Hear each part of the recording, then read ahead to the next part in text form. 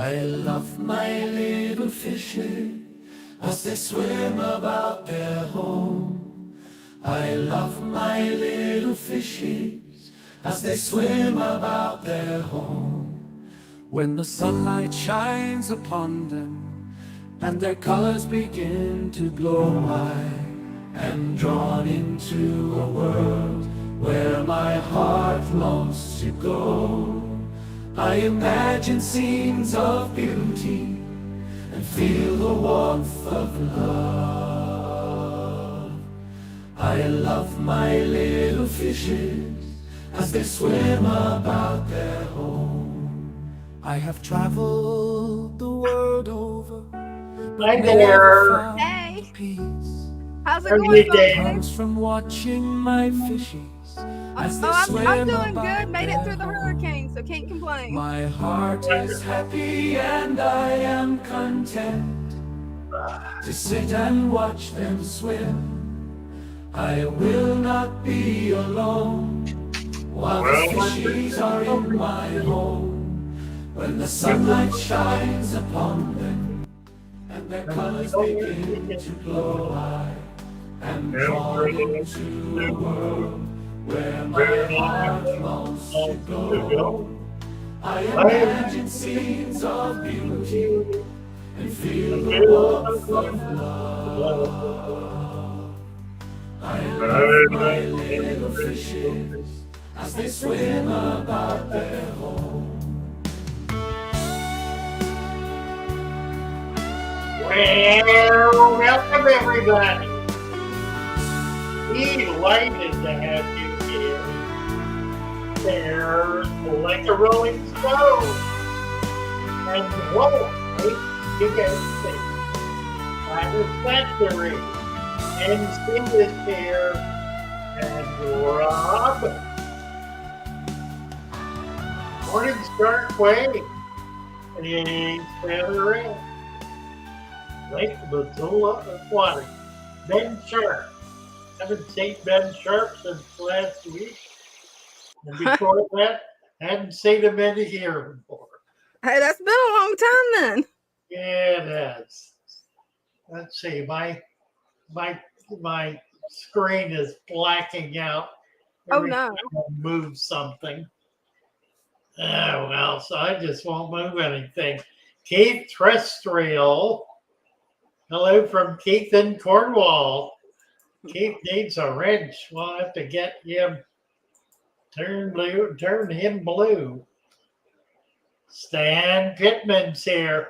Hey Stan. Jojo Voodoo.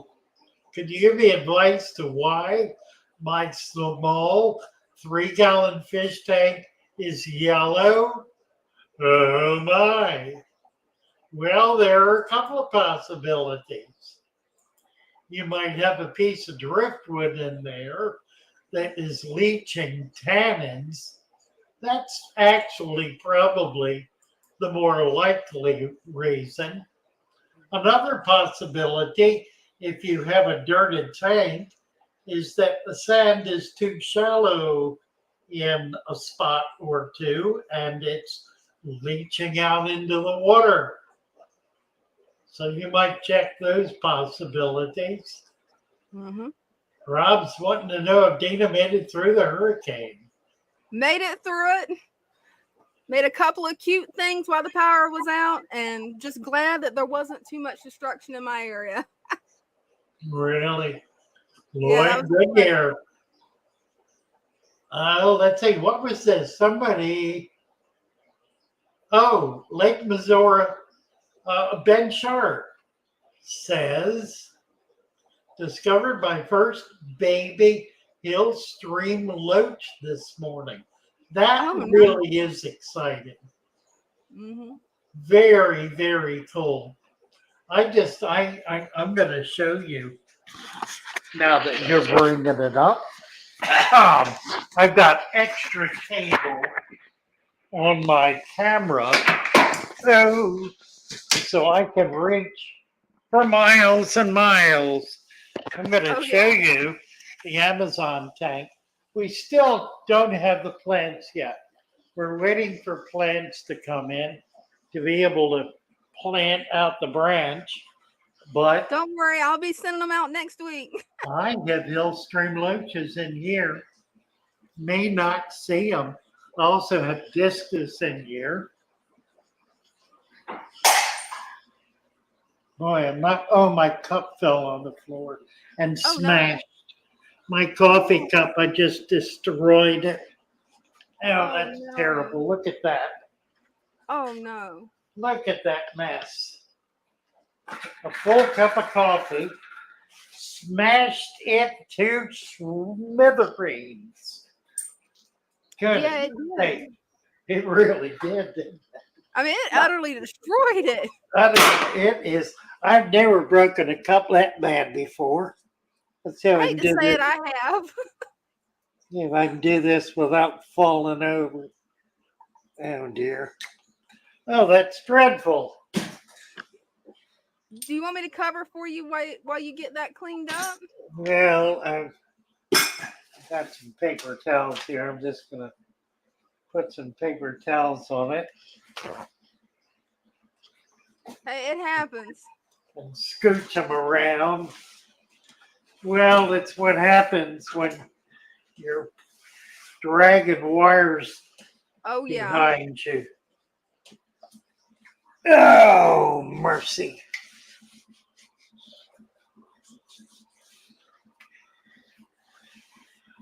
Really need to look at this, don't we? Hey, you could always make this into a blooper. Really?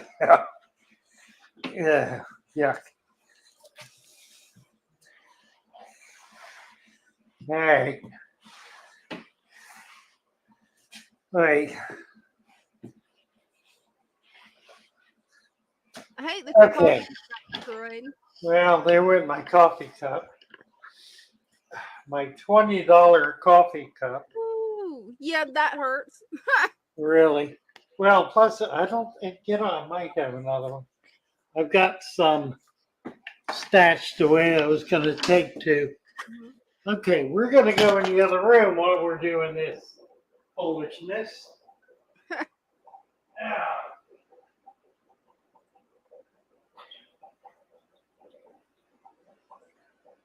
Let's see.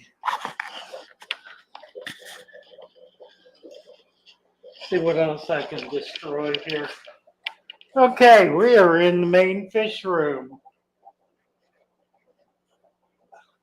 Oh, that's pretty. You've seen these tanks on the recent video. Ooh, is that a platinum battle? Closer look. There should be neons in here. I don't see them. Ruby nose angels and pettas.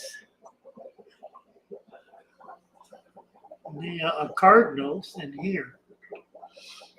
And something else. What is that? Oh, that's that snakeskin barb.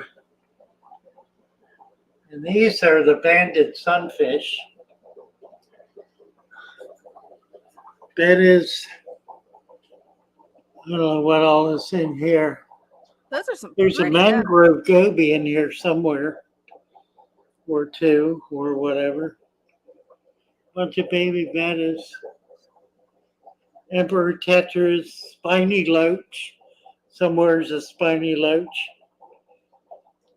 Green fire bloodfin. Serpes, endlers, some pretty endlers. Those are pretty.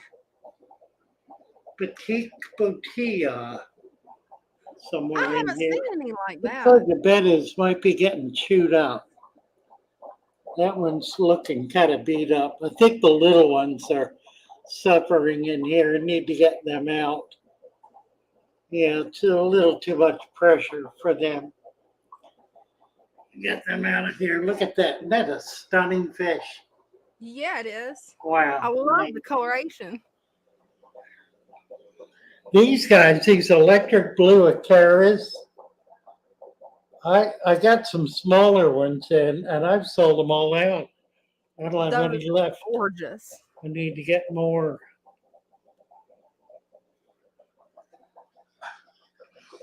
And here are my pride and joy, my Uwaru I love those. 5 Uwaru. I thought they were 6. Probably lost one. They're looking pretty good though. I'm excited about them. Rainbows. Long-figged gold zebra barbs. These are zebra danios, rather. Planties. What's here? Green. These green barbs are nice. Yeah, they are. There's some Florida flags back there. They don't look happy at all. I may take them out and put them in the pond. I Yeah. think they may do better. Let's see. Look at those. Wow. Snake skin, no, pigeon blood. Pigeon blood discus. I was just about to ask which type of discus. And that back there, if you can see him, is a green phantom. He's on the, there he is. Oh, wow. Scooting around in the back, a green phantom Pleco.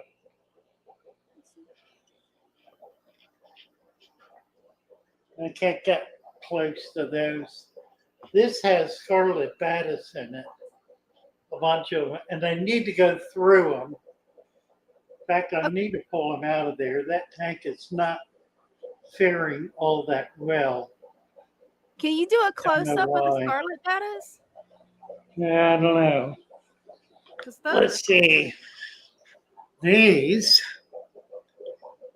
are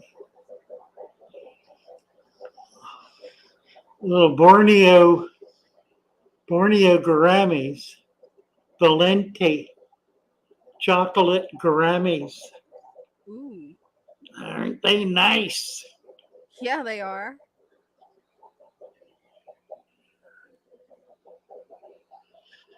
Bettas, and more bettas. Guppies, and more guppies. And down here are green neons. I don't know if you can see them. And some orange chromites. Honey gouramis, rather. Oh, I see them. Green neons and honey gouramis. All right, that's that.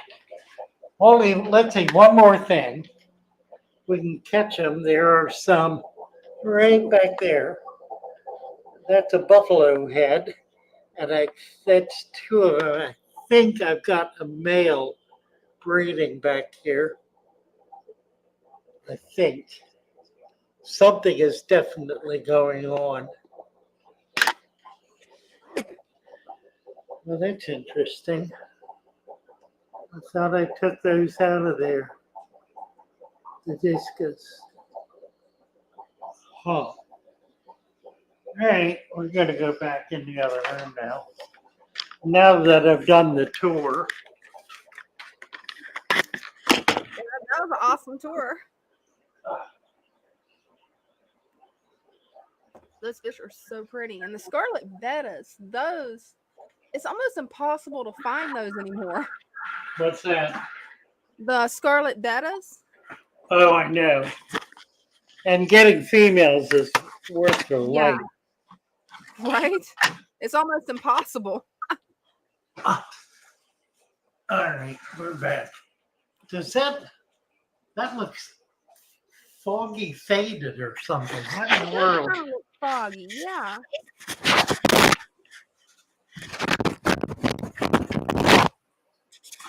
Oh, that's better. No better? That fixed it. It was just dirty, I Yeah. guess. Huh.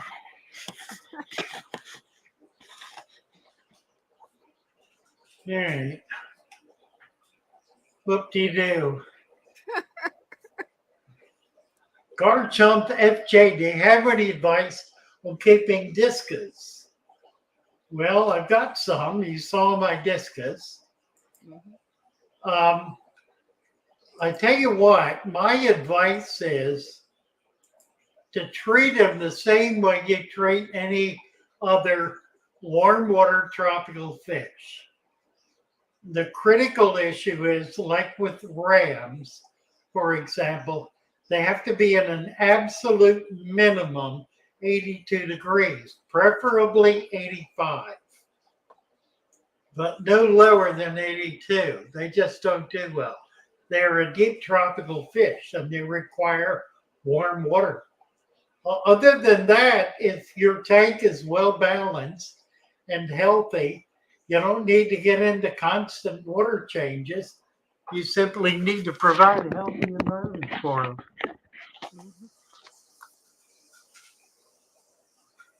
And live food, if you can do it.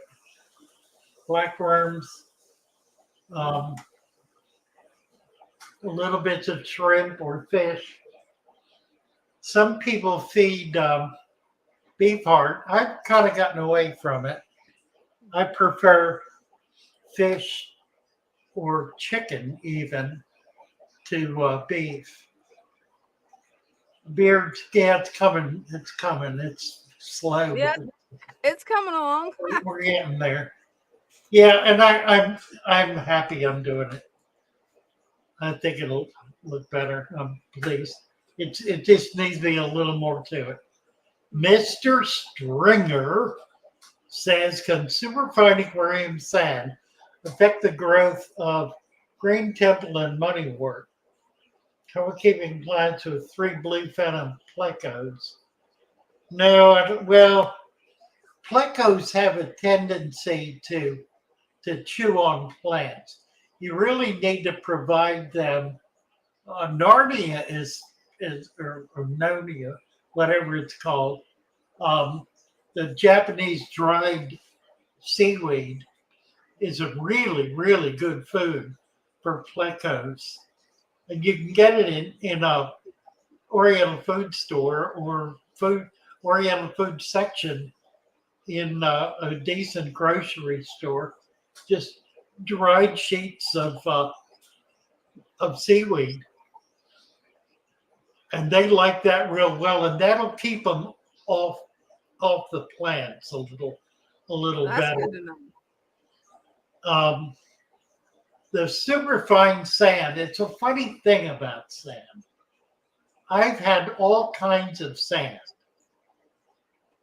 Coarse sand, fine sand, wet sand, dry sand, all kinds of sand. Black sand, brown sand, white sand, yellow sand, red sand, green sand, all kinds of sand. I have found that the finer the sand is, the better it grows plants. Now, I don't begin to understand that, except that I do know sand does not compress. And by that, I mean, it's not like a sponge. It doesn't, when you put pressure on it, it does not it doesn't contort. It is essentially a crystalline structure, like shards of glass. So, although glass is really not a crystal, it's a liquid, but nevertheless, when you compress sand or squeeze it together or have more of it, it still has the channels. It's still like this. It doesn't smash. It still has edges and sharp edges. It's irregular and allows for channels, which allows for root hairs. And I think that's probably why it is effective, because the root hairs can actually get into it better and probably pick up more nutrients. Probably will. So I don't know, I've just found, it's funny, I've simply found that the finer the sand is, the better it grows plants. It's pretty counterintuitive, but it certainly flies in the face of those who believe that gravel is the very best media for growing plants, because it clearly is the very worst media for growing plants. Erie says Adam thinks he's me. Erie, nobody thinks you're you. Nobody is that deluded.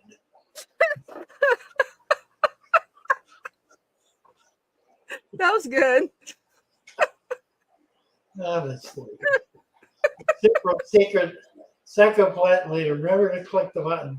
Get the word out about the simple secret of natural fish keeping. Let's see. Did I announce last week that we have? I don't think I did. We have a publication date for the book. Black Friday, the Friday after Thanksgiving, we're going to do a major promotion and begin selling actually selling the book as an electronic book. I think it's going to be I don't know what format we're using.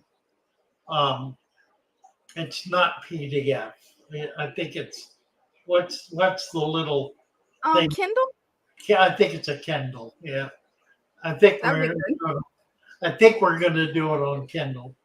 I'm pretty sure, but I haven't decided yet. Finally, the other issue is two other things. We will begin pre-sales the 1st of November. Mhm. So the 1st of November, you'll be able to buy. It's going to be $25 for the electronic copy. It has, I don't know how many. I don't have an account yet. At least 50 plates, pictures, that is. And they're all, we're going to do, the book will be a glossy. So it's going to be a very nice glossy book. It'll be probably, where have I done? Oh, dear. I thought,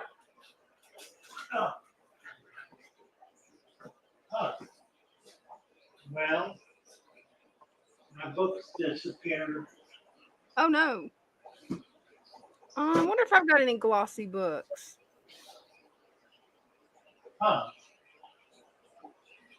Nope, I got plenty of books up here on the bookshelf. I don't think any of them glossy. I got major books and they're gone.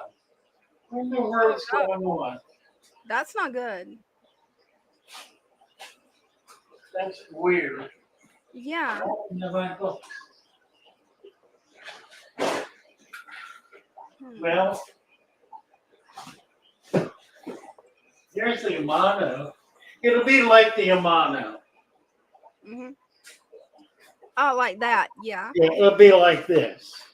That's gonna be nice. It won't be as many pictures as Amano, but it'll be a lot of them.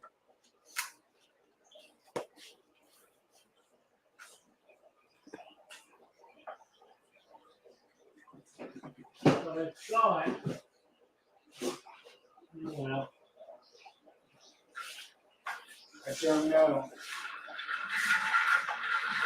The Kindle went too far. That's strange.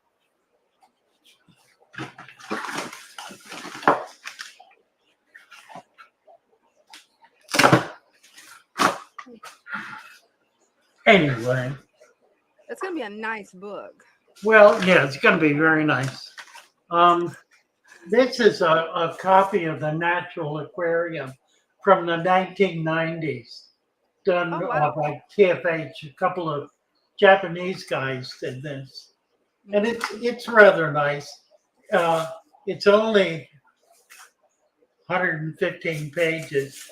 Theirs will be about twice this size. Oh yeah. About 250 pages roughly.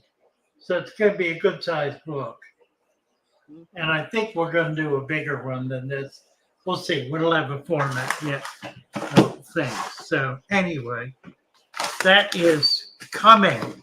Or we hope if we can get enough advanced sales, we hope to be able to print some hard copies that will be ready by Christmas. So we may be able to get you all some a hard copy by Christmas. That'd be nice.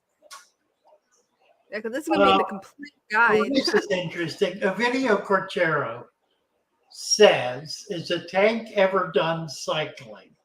So many on YouTube talk about how important the first cycle is, but by definition, a cycle is always happening and doesn't end. So what's the point of cycling? That's really brilliant. A really excellent question. I think cycling is certainly not understood. Let's see who's this. Papa Carl just came up. I want to get through this and then we'll bring Papa Carl up. In order for a tank to become fully cycled, takes about 5 years, because there are so many different things that have to happen. I mean, when you're talking about a full cycle, you're talking about a plant, for example, dying, the leaves dying, breaking down, being broken down into their component parts, them being eaten by microfauna, the microfauna being eaten by fish, the waste from all that breaking down, and eventually by bacteria becoming through hormonal transfer, becoming nutrient for the plant and being reabsorbed. That entire process is a very long-term process. It has to break down into mineral content. I mean, it has to break down to the point where iron, for example, or potassium are extracted from the breakdown of the roots and leaves, or the breakdown of the detritus. So it's not simply that it becomes food for bugs. It's that the waste then breaks down through bacterial processes into their elemental components. And the elemental components then need to be chelated and taken up into the plant. That is a very long-term process. One of the difficulties that Bill Barr has with my system is precisely that by using sand, it takes a very long time for the waste, the detritus, to sift down and to break down and to re-enter the soil. Well, in nature, it takes that long. It doesn't happen in an instant. It doesn't happen in a month. Doesn't happen in a season. Doesn't even happen in a year. It takes years for that process to complete. So that the cycle, while it's a very slow one, eventually is a very solid process.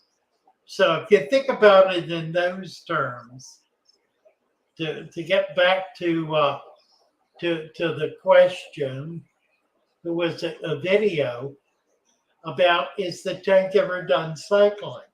Cycling is a process.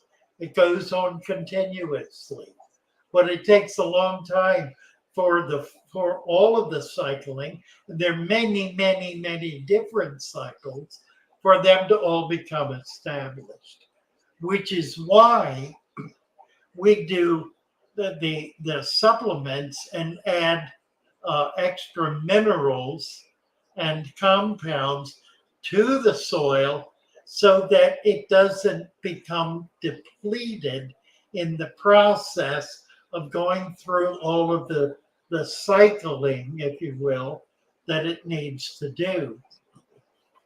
All right, let's get Papa Carl up here. Papa. Hey, how you doing? Good, how are you? So I just have a couple questions to run by you, if you don't mind. Sure. So the big tiger lily in the bag, and then I got a medium one and a small one.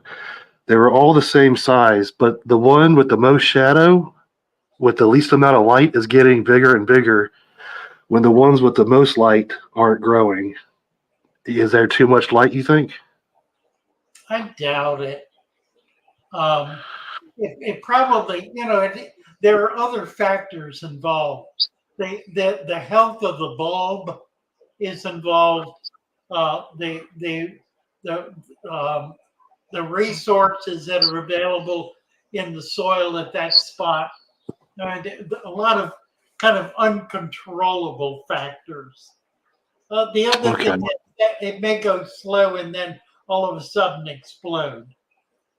The other thing Okay. that can happen, and it looks like you may be keeping up with it, if it starts sending up stalks to get a leaf Right. to the top. It's got one that just popped out like yesterday. Okay, so you want to break that off, Okay. because if you don't, it will drop all of those lower leaves and send more of those stems to the top, and it'll eventually block the light from coming into the tank. It'll cover the surface. Okay. Okay. I'll definitely do that here right when I get off of here. One But more question. yeah, Oh, sorry. Go ahead. So on these Java fern, the tips of them are growing new plants. So right. I've been breaking them off and then replanting them. Will they grow if I do that? Yeah, they will more slowly, probably. You probably Okay, should cool. not break them off, give them more time to, because what they're doing is taking nutrients from the dying leaf. They're Okay. they're growing new leaves from the dying leaf. Okay. So they're actually converting the dying leaf into nutrient. Okay. Next time I'll definitely wait longer then. But go ahead, rip that stalk off right now. Yeah, I would. It'll pop right off too. You can just pull it out. Alrighty. Well, I don't want to take up too much of your time. Thank you so much. Very good. Nice to have you here. Good to meet you. Good to meet you too. Thank you. That was a pretty tank. Yeah, that looks nice, doesn't it? Mm-hmm. What is this? Lloyd Goodyear is saying, I think Father Fish should take up the squeeze box. What in the world? I don't know. That's like playing the piano. I took piano lessons as a kid, and I couldn't do it. I don't have that kind of dexterity. I can't make the fingers on my two hands do totally different things with any coherence. Yeah. I can't even do. I can't be. I would not be a drummer because I can't syncopate. I have no sense of syncopation. Mm-hmm. I can't do this and then do.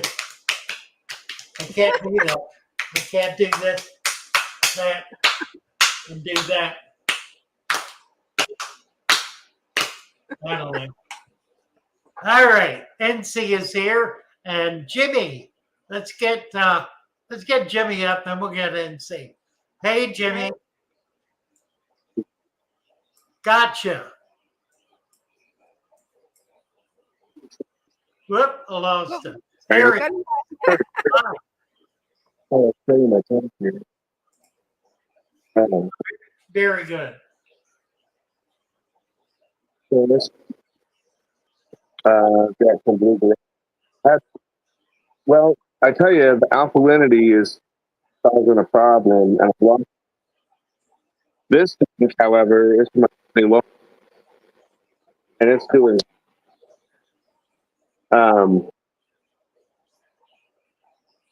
This one got lost doing pretty well, but this here is just causing me a lot of problems. I'm losing fish, and I had to up here. Yeah, your audio is breaking up real bad. I can't understand what you're saying. Can't understand. You're losing about every fourth or fifth word.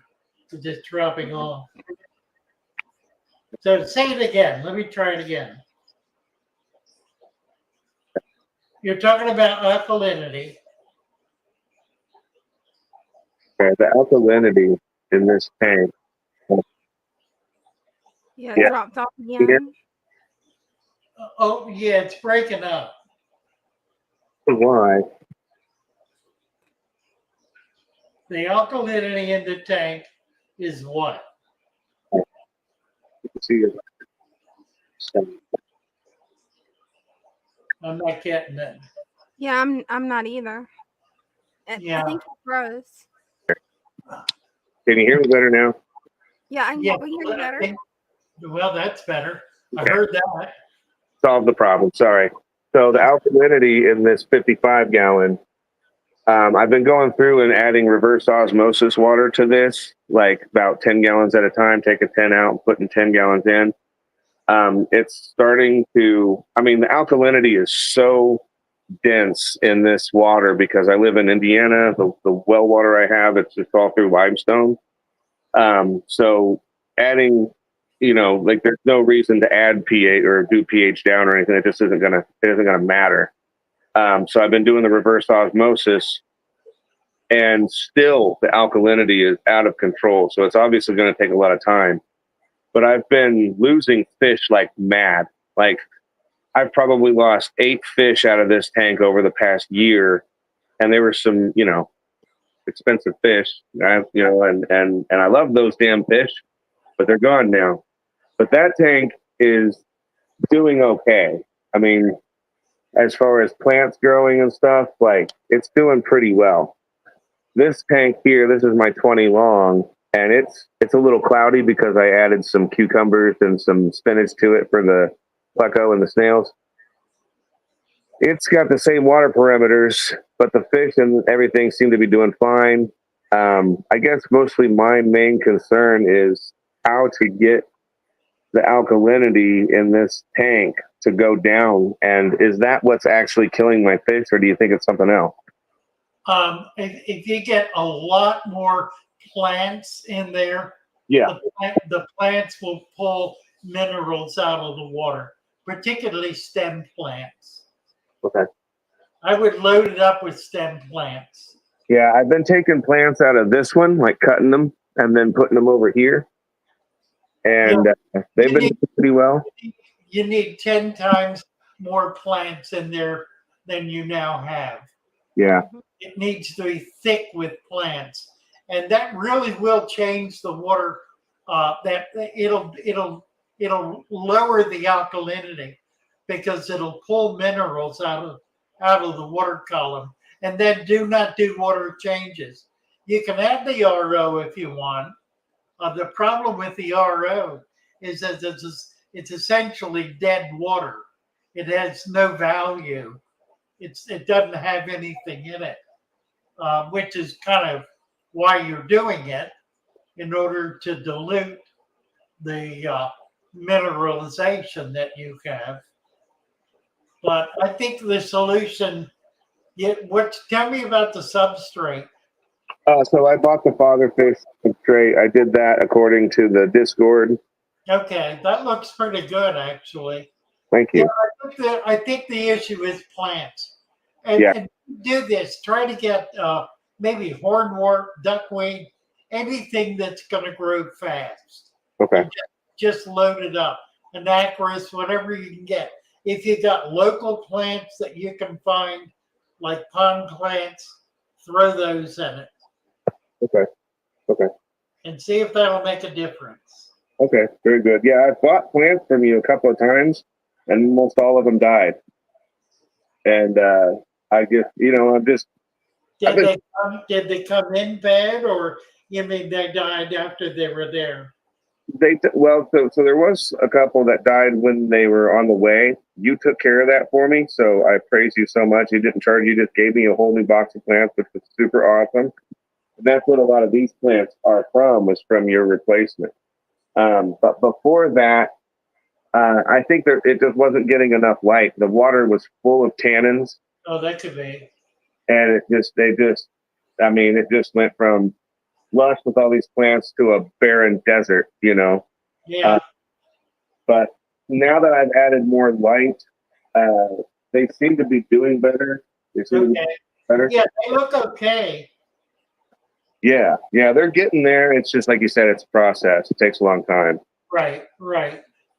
So, but man, Well, it looks like you're on your way.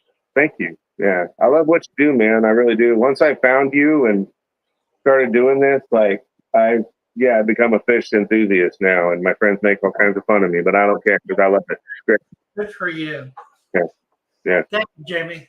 I appreciate you. Take care. Bye-bye. Thanks very much. Bye. All right. Guess NC. who decided to show up? I decided to show up. You decided to.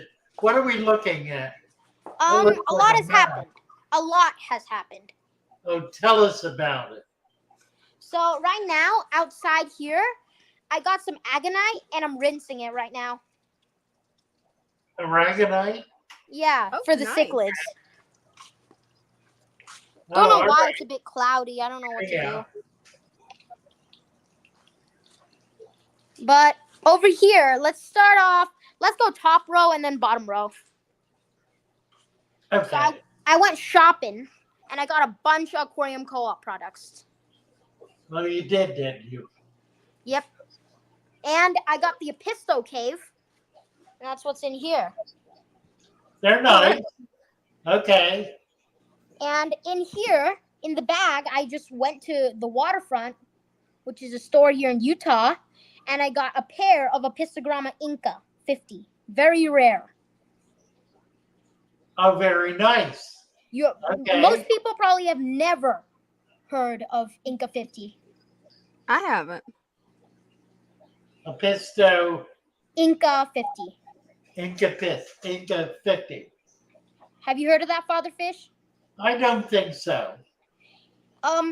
You should search up the picture. It's really cool. All right. And Guppies. yep, a lot of guppies. Down here we have another guppy colony Certainly do. That one's with pretty. plants. Looking pretty good. Yep. In here we have Pleco grow out. How nice. So I had a fish auction the other day, Oh, you did. and I beat everyone and got a bunch of cool stuff. So I'll show you that later. All right. So in here, stupid agonite clouded up the water, so I just decided to catch all the fish and put it somewhere else. Okay. I gotta do something with this. Pleco Super Ed breeding group, still doing okay. Nothing too Nice. much. Babies, they've grown. They're Okay. cute. You can see the Super Eds. These ones I won from the auction, Oh, nice. Those are pretty. Good little guppy. and some guppies.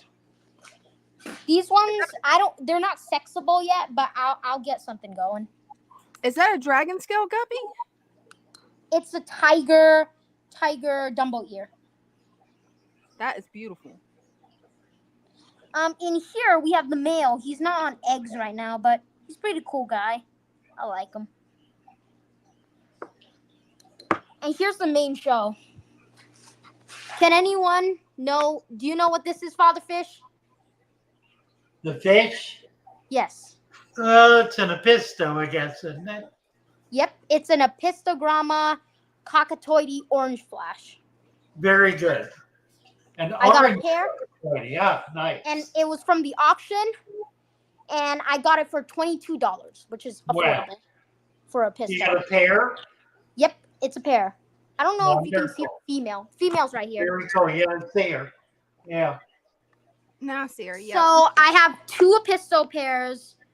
I soon have 3 Pleco breeding groups and 3 guppy groups. So Well, that's a really good fish for you to work with, because that's going to open the door now for you to begin as the next phase to get some killies. oh yeah, Once you learn to do Epistos, then you learn to do killifish. yep. So yeah, That's really cool. these are orange flash, so they're a bit more colorful. That's a unique color too.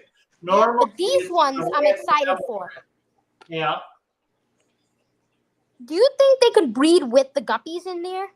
I would not try it. It's going to be too busy. They like to be quieter than that. Okay. So I might have to take this guy out and find another tank. Might as The well take best him out. thing to do with the pistos is to give them their own environment, even if it's just a 5-gallon. They don't need a lot of space. Okay. It's a small fish, so a 5 or a 10-gallon is more than adequate for them. Yep. I might have to take down the Pleco grow out and just throw all the Plecos in the big grow out and then put him as pistos right here. That'll be good. Yep. Or I'll just wait for this one to clear up. Because this is what I was actually going to throw the pistos in. But it turned out, I don't know. It'll clear up.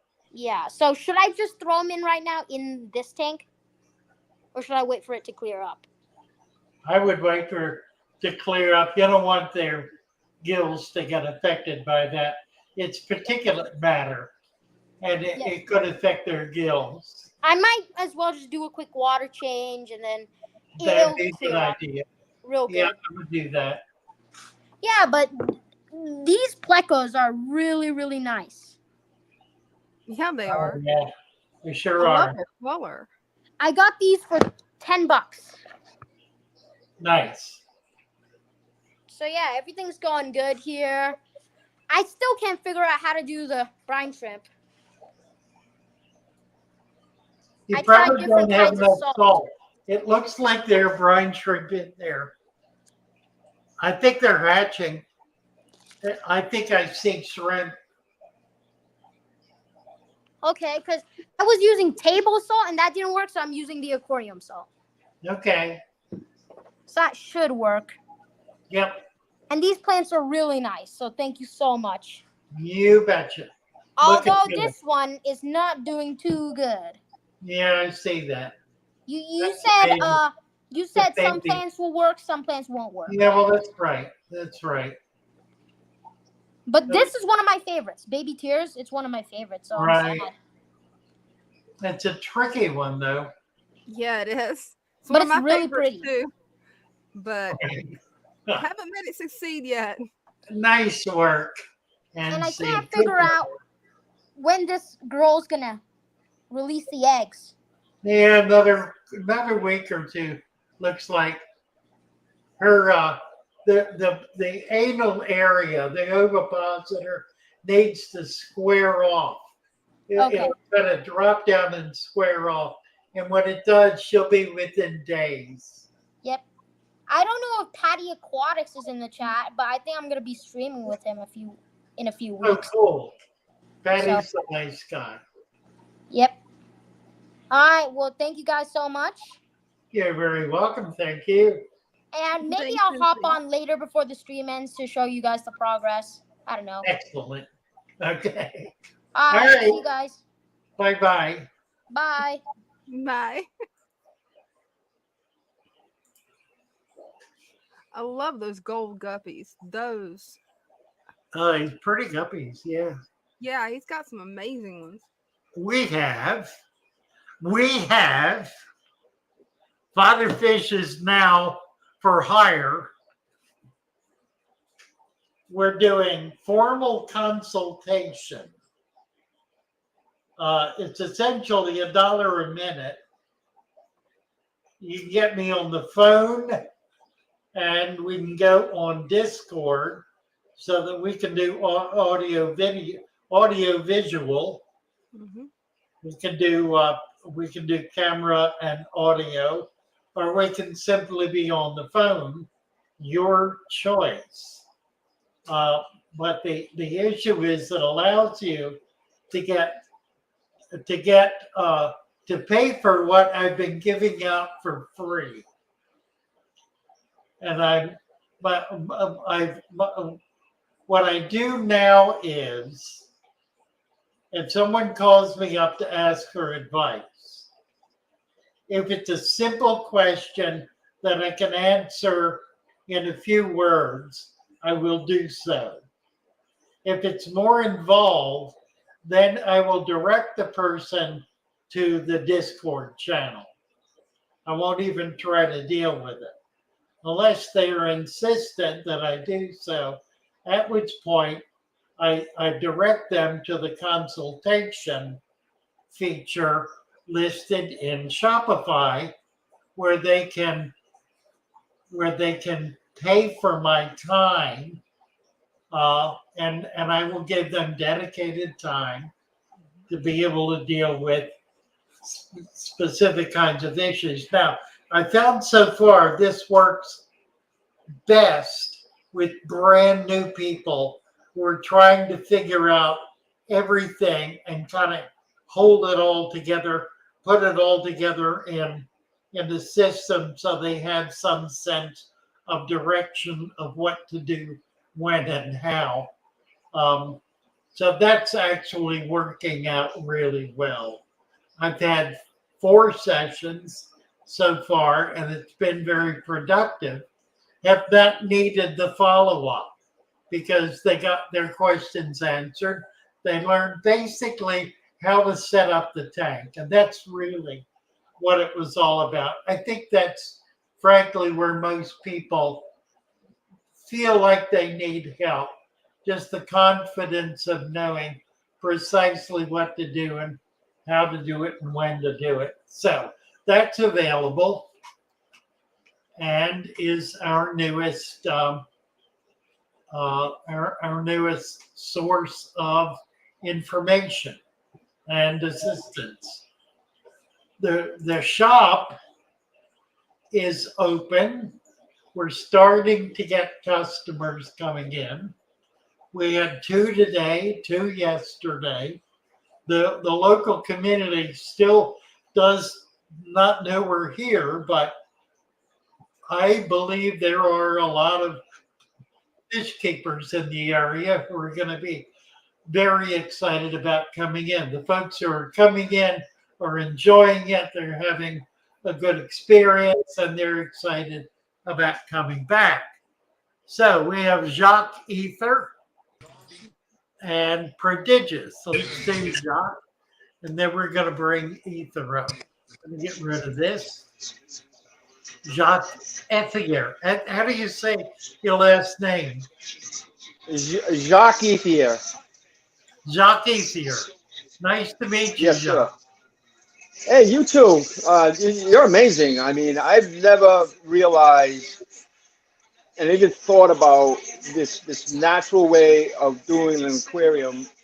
I've been doing it for years and years. I'd have saltwater tanks, all 29, but always gravel. Or the only sand I used was in my saltwater, which I never did, siphon or nothing like that. But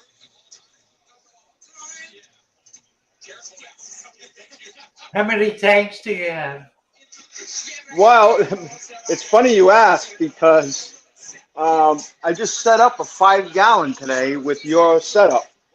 Oh, wonderful. And I put my 2 angels in it, and I got I don't know if I can show you a picture of it, but I don't know if you can see this little setup. That's nice.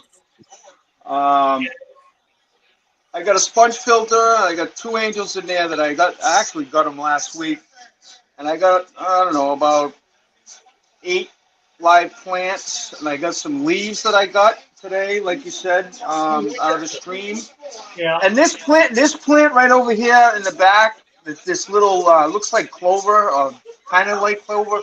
I got that out of the stream, like you said, and I put some. But I got to ask you a question about the 29. I put sand over the gravel today. Good. My wife wasn't too happy about it because she thought the fish were going to die, because obviously when I poured the sand in slowly, it doesn't matter. It made it really sandy and cloudy in there, Yeah. Pretty nasty. So, but let me show you what it looks like. What do you think? Sure. This is the 29. Nice. I don't know if you can get Oh, a very picture. good. Yeah. I love the skull in there. Yeah, I got the only thing I was worried about was I was unable to get, as you can see there, there's probably only a half an inch of sand there. It's on gravel though. Underneath is gravel, but I had cleaned it this week, so it's pretty clean under there. And Yeah, that'll hopefully, be okay. That's fine. you think so? Oh yeah. Okay. And I'm gonna get rid of this fluval, which I have under here, the fluval canister 207. I don't know if you can see it, but I'm gonna get rid of it. I'm gonna just get a sponge filter. I already ordered it, but I'm gonna wait about a month, let this thing settle in, Yeah. and then I'll shut that down, and because there's a lot of media in there, and I'll shut it down and start the sponge up, and then we'll take it from there. You bet. Looks good. Thank you. Good job, Jock. Hey, it was nice meeting you. And I watched so many videos already of you, and I just never knew. I did the mud thing today. I went in the woods, and there was a patch of, and I dug it up, and I mixed it, and I did it in that little 5 gallon. I got those 2 angels in there. I know it's not a good thing to keep them in there too long, but I just want to get it cycled, and I'll put them back in the 29, and I'll throw some little puppies in there after. Where do you live? I live in Rhode Island, northwestern Rhode Island. Okay. So you're just north of me. Oh, whoa. I'm in Maryland. Oh, okay. Yeah. Yep. Absolutely. I know Rhode Island. I lived in Massachusetts for about 5 years. What town? Well, I was in Boston while I was in college. That was 4 years. And then I moved out to Northfield, near Greenfield, up in the tri-state area. Right okay. Right where Vermont, New Hampshire, and Mass come together. I lived there for a couple of years. Yep. Yeah, Massachusetts is Mass General Hospital is fantastic. Yeah, in Boston, right? Oh yeah, they're great over there. Yeah. Well, happy to meet you. Yeah, you too. And I've been just watching your videos, and I know what people say. You keep repeating because people don't want to try it because it's something I know. that is so, to a lot of people that are doing this for years, like, no way, you can't not run a filter. You can't not do water changes. And I'm like, you know what? I'm gonna do it. I'm doing it, and that's it. Right. I'm gonna see what happens. Right. Man of faith. So, all right. Hey, thanks for chiming in with me. I appreciate it. Thank you so much. All right. Bye. Nice meeting you too. Yep. Right. Okay, Prodigious. Are you with us? There he is. What's up? Hi there, the prodigious one, he says. I'm back. Good for you. Happy to see you. Happy to see you guys. It's a nice sweater. What are you doing? Actually, I was getting ready to eat, but I saw you guys' chat was on. Tell me about your fish. Oh yeah. They're doing pretty good. So I did put some leaves in the tank, you see. Oh, good. All right. And they actually they've been acting more active now. Wow. They'll come up to the glass and they'll swim and stuff. We got a baby snail now. I don't know where it came from. Yeah, they're like that. It just appeared one day. Well, when they're born, they're very tiny, almost microscopic. So you never see them until they get a little bigger. You think I could have got it when I got the banjo catfish, maybe? Maybe when you got a plant. Oh, Yeah, that would make sense. Come in with plants, yeah. Yeah, I think so. I see that. Right. But yeah, I made a little cave right there for the banjo They're nice. and everything. That And is yeah, nice. Looking good. everybody's happy. Where are you That's from? always cool here. Where are you from? I'm Where from you El Paso, Texas, actually. You're in Texas? Oh my. Okay. How's the weather down there? It's still hot where I'm Still at. hot. Same Well, here in Dina's Florida. in Florida, so she's Yeah. right there with you. It's That's starting what's to up. get cool here. I'm up in Maryland. We're starting That's to get some real fall weather. Oh wow. Nice Yeah. to meet you. Good to have you up. It's nice to be here, guys. Nice to see you. Okay. Thanks Take for care. coming. You too. Bye, bye for now. Bye, guys. All righty.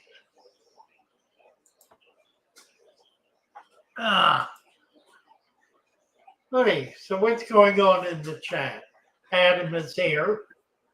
He says I'm dressed like a German band leader. Is that right? A German band leader. ZX9R Father Pitch Triple X Love. How nice. The squeeze box. I don't know about that. I Fish don't either. Phone Link. Oh, let's see. Let me talk about this a bit. Fish Phone Link is here. We're starting a new channel that is called the Natural Aquarium. And it will be a branded channel, which means we will be able to have many other channels linked to it. And we'll be able to promote all of them. So we want to make that available to everybody who's doing natural aquariums in order to be able to promote more activity in the natural aquarium arena, if you will. So I don't know quite how we'll do that. We'll just have to wait and see, but we could link other existing channels in, or folks could start a new channel as a part of it. It probably doesn't matter, but it'll be a way to be able to reach out to a wider audience. And if you become monetized, well, you'll earn whatever money Google decides to pay you for your monetized videos on that channel. So it's not something that Father Fish is going to benefit from. It'll be a way for people to promote and hopefully get more views to their videos and be able to derive the benefit of that. So working on it, we'll see where we go with it. Cylon head. If I set up with potting soil and sand and use leaves through the weeks, will the soil last without adding nutrients? Yes, you can do that.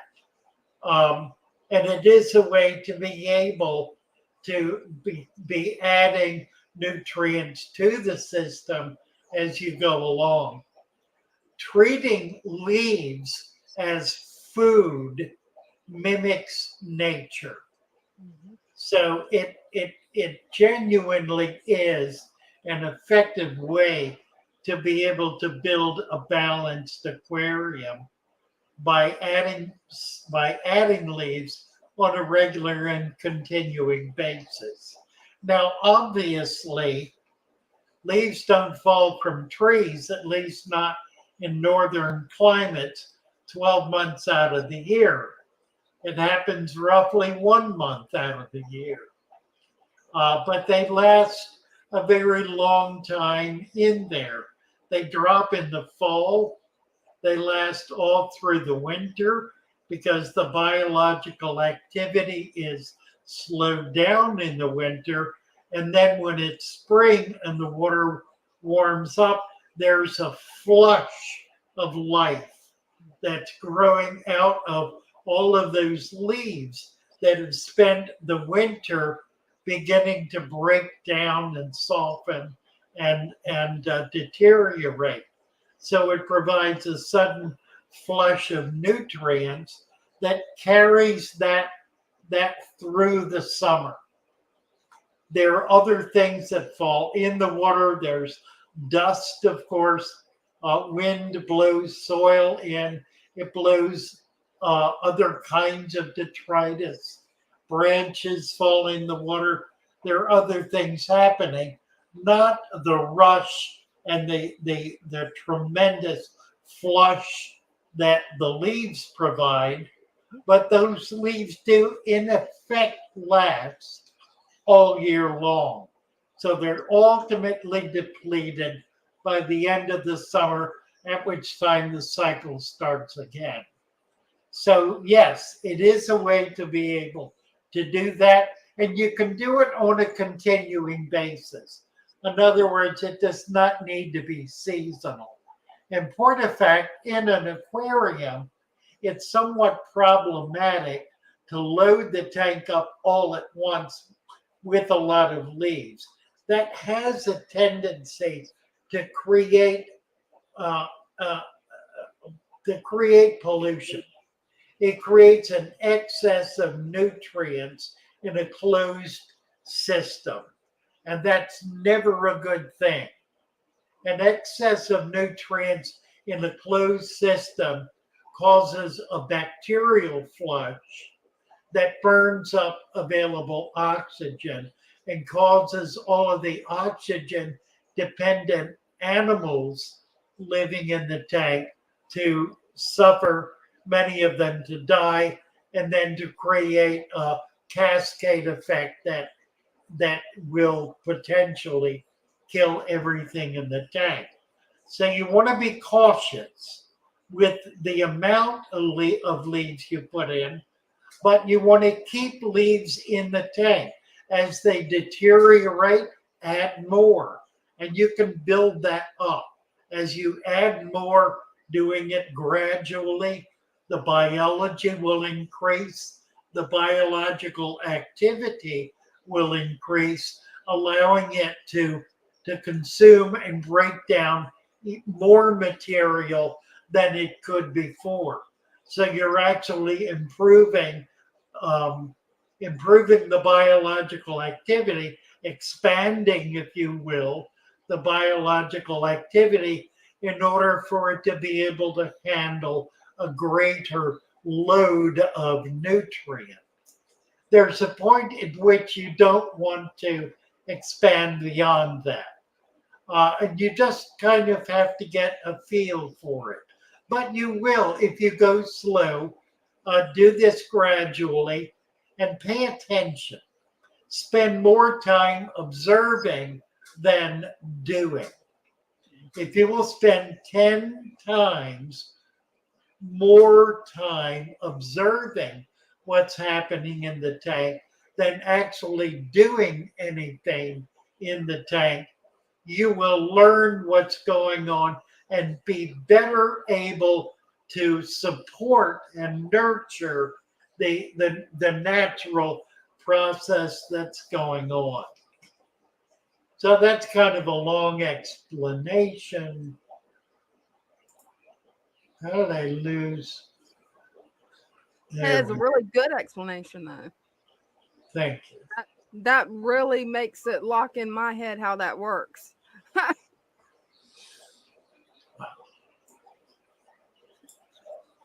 Let's see. There we go. SW 1977 says, I want nice solid wood that doesn't drift.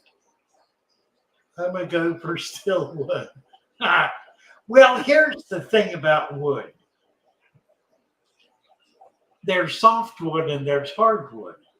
Mm-hmm. There's green wood and there's old dry wood. There's wet wood and dry wood.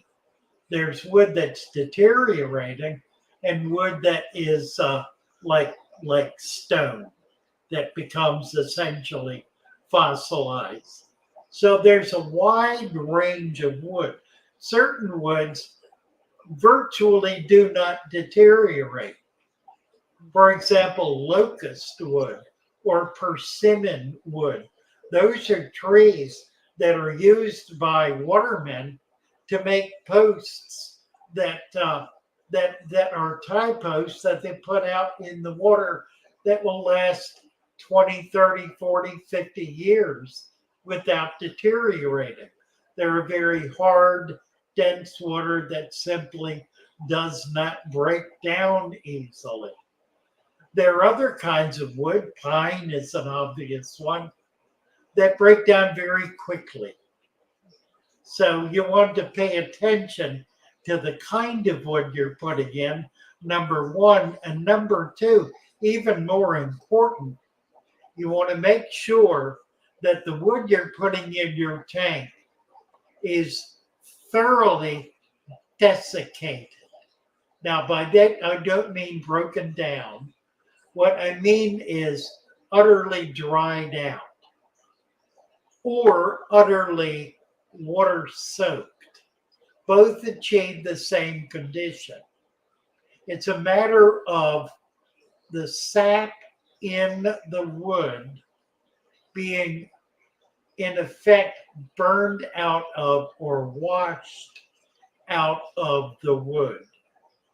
You don't want to put a green piece of wood in your water because the sap, which is sugars, will foul the water, and it does it very quickly, and it will kill the fish. So you want wood that either has been in a creek or a pond for a long enough period of time for it to be solid and hard, if it's a hardwood tree, and not breaking down anymore, but thoroughly washed out so that it sinks easily. Or a piece of wood that's been lying on the ground for several years and is burned dry by the sun and washed out by the rain. So it has soaked up water, the sun has baked it out, it's run out, it's purged. It is pure cellulose at that point. And if it is a hardwood, that cellulose will deteriorate in your tank at a very slow rate. Now, I did a blackwater tank years ago, and I put an old dead stump from a pine tree in the tank. It deteriorated rather quickly. In a matter of the year during which I had it set up, it deteriorated enough that it began falling apart. And it was a big stump. It was a 200-gallon tank with a stump about that big around. It was very, very old. It had no sap in it. There was nothing living in it. It was obviously dead and desiccated, dried out, that is. By putting it in there, it immediately absorbed water. And because it is a very soft wood, it began to deteriorate. That benefited the environment based on what I was trying to do, which was to create a blackwater environment. It acidified the water and it darkened the water. And I was able to have a lot of fish in there, like the pistogrammas and many tetras, that did extremely well in that environment. So it really depends on what you're trying to do as to the kind of wood you want to put in. But generally, you want well-aged wood that is hardwood, that's not going to break down and deteriorate or release a lot of tannins of the water. Just one more thing about that. A very thick, dense piece of hardwood, may very well never sink because it is so dense and contains so many air pockets in it that the water cannot permeate, that cannot be released, that it simply is encapsulated a body of air that prevents it from being able to sink. If you have a piece of wood like that and you really want to use it, if you can find a flat rock, drill a hole in the rock and attach it to the base of the piece of driftwood with a stainless steel screw going through that rock. You can put a washer on it if you need to, in order to provide enough weight to sink the wood. Doesn't take a whole lot, and that works pretty well. Then you can actually bury that rock and be able to have the nice effect of the large piece of driftwood. Mhm. Bud VB, find dam or creek or river and go find a piece of wood. After all this flooding, a piece of driftwood should be easy to find. Absolutely. Yeah, that's true. The only issue is you want to make sure it's old wood, not a tree that's just been knocked down and fallen in the water, because that will still have a lot of sugars and a lot of tannins in it, and you want those washed out. One other thing to be careful about is bark. If the tree has a lot of bark on it, that very likely will create a lot of tannins. Now, I have a piece of old wood in my Amazon Plains tank. I can show it to you. That's a beautiful piece of driftwood. That has a lot of bark on it. However, it is a marsh bush. This is a marsh bush that has been dead for probably 10 to 20 years. So it's thoroughly desiccated. The bark, as you can see, is somewhat loose. The wood is hard and dry. There's nothing spongy about it, nothing at all living about it. It's as hard as a piece of stone. There, you can see back here a better example.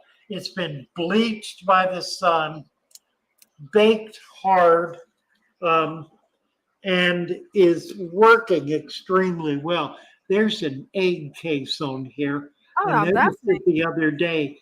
Can you see that? It's an insect egg case that was laid this summer. I don't know what it is. We're going to find out this spring when it hatches, and there are 10,000 of whatever it is flying around. So that'll be interesting. But you can see what the wood is doing down in here. It's this bark is going to come loose. It's going to break off and deteriorate. So it will provide tannins. But here, it's still very solid. It's been in here maybe a week, 2 weeks tops. So it will deteriorate. The bark will come off. By the way, this is some Riccia that was sent to me. Oh, that, nice. I'm hoping is going to get established in here. Right now, it's just loose pieces, but it's staying green and doing well. So I'm hopeful. It's one of my absolute favorite plants. So you can see the deal with the driftwood. And it's a pretty big piece. It goes all the way through here, all the way to the bottom. It's got a big root system. But it was up on shore, had been there for many, many years, totally dedicated I think we may have lost Father Fish's feed.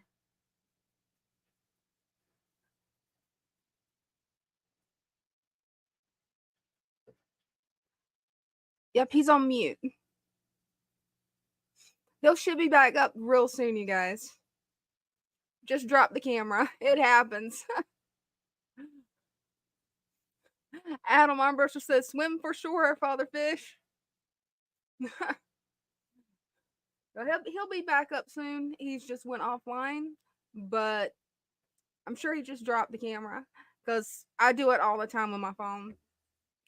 When I'm recording, I just edit it out.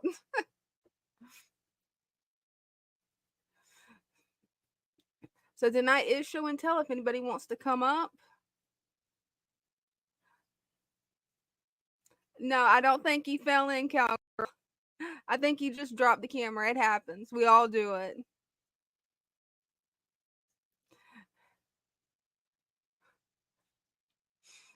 So, yeah, Father Fish has an impressive tank. That driftwood that he has in there, I am really wanting to get one of those for my paludarium.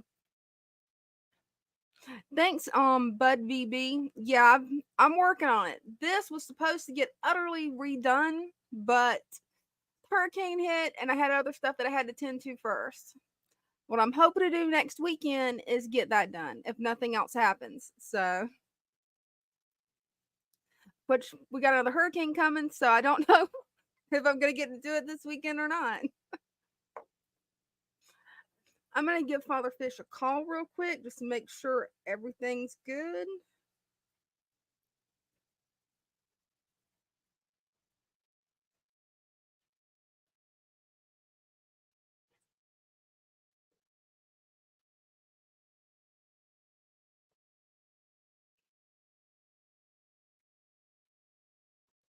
Okay, I got you covered. All right.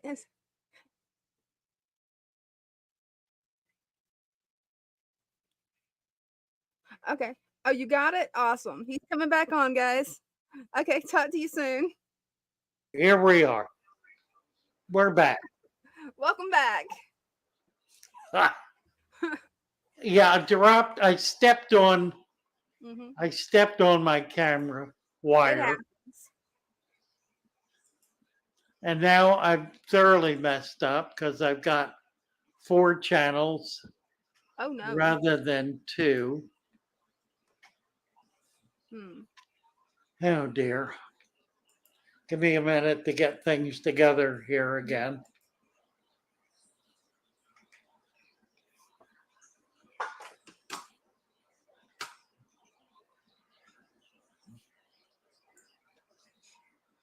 Let's see what we got in the chat. Why am I on twice? What's going on?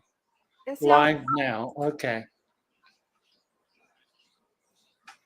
It's what's weird is on my end it doesn't show you on twice. So that's weird.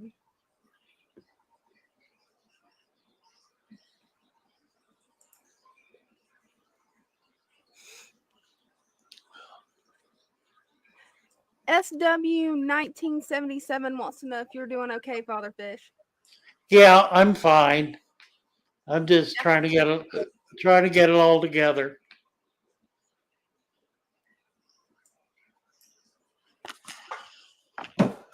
Hey, it'll get there.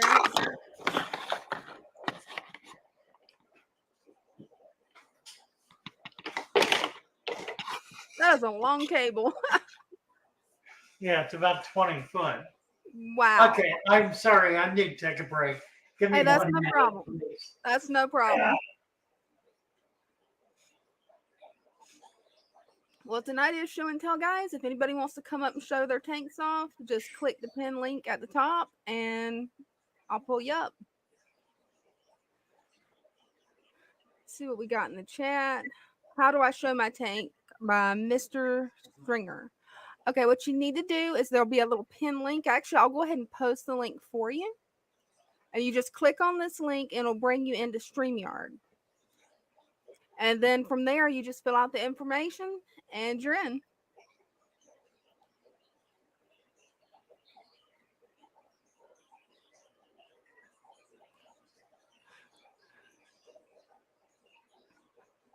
Okay, don't look on Aries, the things you've seen at ZX9R. I'm not sure what you're talking about. And yes, Dragonstone Gym and Ironworks Crawford. Yeah, he's right. Just click on the pin link and it'll bring you right in. Yeah. Father Fish got lucky finding a cable that long for his webcam. Mine, it's maybe 2 foot, maybe. Okay, thanks, Dragonstone Gym. See, okay, we got somebody up. Casley Vickers. Yep, Casey here. Casey Vickers. Hey. This is my first time. Oh, I don't know how to turn my camera. Let me see.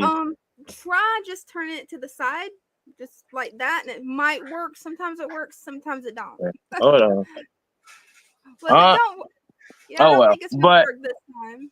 Yeah, so I set up my first like style of this fish tank, and here it is. I put it in the Discord, and I was getting a lot of like helpful tips and tricks and stuff like that. Right now, I'm trying to stock it with a lot of plants. So I have like jungle val and hornwort and guppy grass and some waster tang and just some other stuff. But I'm putting newts in here instead of fish. Oh, cool. But this is my first time. What kind of newt? Yeah. I'm looking for eastern newts. So hopefully you collecting them or no, I'm getting them from a breeder. Oh, cool. Okay. Yeah. They're really hard to find around here. I live in Michigan, but like where I live, it's just like they're not here. No, okay. Yeah, unfortunately. But I went to a local creek and let me show you. I got a lot of dead leaves. Oh, nice. And I've been seeing like scuds and daphnia just swimming all up and down in here. Oh, and then, of course, I get some plants from Facebook Marketplace, and they came with snails. So now we got like a couple ram's horn snails in here. And then from the creek, it came with a couple like pond snails. So, yeah. Nice. Cool. But I was just wondering if I should add anything else. Like I wanted to get some more plants, but I don't know. Yeah, I would. It could stand to have a lot more plants. Okay. Also, I'm using a sponge filter. And that's perfect. And you can add more leaves too. You can get more of that food web material in there. Get that built up. Since you're going in that direction, you can push it pretty far. And if you want newts, they're going to really look for that kind of environment. Right. So that'll be perfect for them. If you wind up with 1 inch to 2 inches of leaves over the whole bottom with lots of plants growing out, that would be ideal. Okay. I'll do that. Should I get leaves from the creek as well instead of just dry? Yeah, do both. Do both. Okay. If getting them from the creek means that you're getting a lot of live material in. Right. Or a lot of microorganisms. Right. And I was wondering if I had enough sand. Can you see how much sand I have? I would say so, yeah. Okay. I think it's fine. Perfect. No problem. Looking good. All right. Yeah. Thank you. You need to keep touching base. Keep coming back so we can see how this develops. Okay, I will. Thank you. Casey, thank you. Have a good day. Bye-bye. You too, bye. That's neat. Yeah, Very it is. Cool. Very cool. And what's so cool is to see people really doing it. I mean, just going full bore with the National Aquarium. That is so cool. Mr. Stringer is here. Hey. Hello. Hello. I just have a real quick question. Sure. For I want to keep some plants in this tank because it's really bare. All I have is some Java ferns. Okay. And I'm not sure how to keep that with the gravel. Add 1 to 2 inches of sand on top of the gravel. All right. And then start collecting leaves and leaf culture so that you can get some live organisms in there. That'll bring a lot of nutrients into it. Then you can start planting plants and they'll do well. All right. I have because this is going to be a Pleco breeding tank. So how would I prevent the Plecos from like digging, like uprooting the plants? Well, they won't typically. The pots are going to be a big help because they'll go in the pots and caves. That's where they'll spend their time. And then you can feed them like algae wafers or dried algae or cucumber or that sort of thing. That'll keep them more interested in those things as food rather than the plants as food. All right. Thank you so much for You're very welcome. helping me out here. Okay, well, keep coming back. Let's see how this. I will. Wonderful. Take Again, care. thank you so much. Take care. Have a good day. All righty. Let's see. Yeah. I was Look at this stepping comment. on the wire, Oh, yeah. and so I dropped the camera, and then it wouldn't come back on. Mm. So I had to go off and come back twice to get it to reboot. It finally rebooted.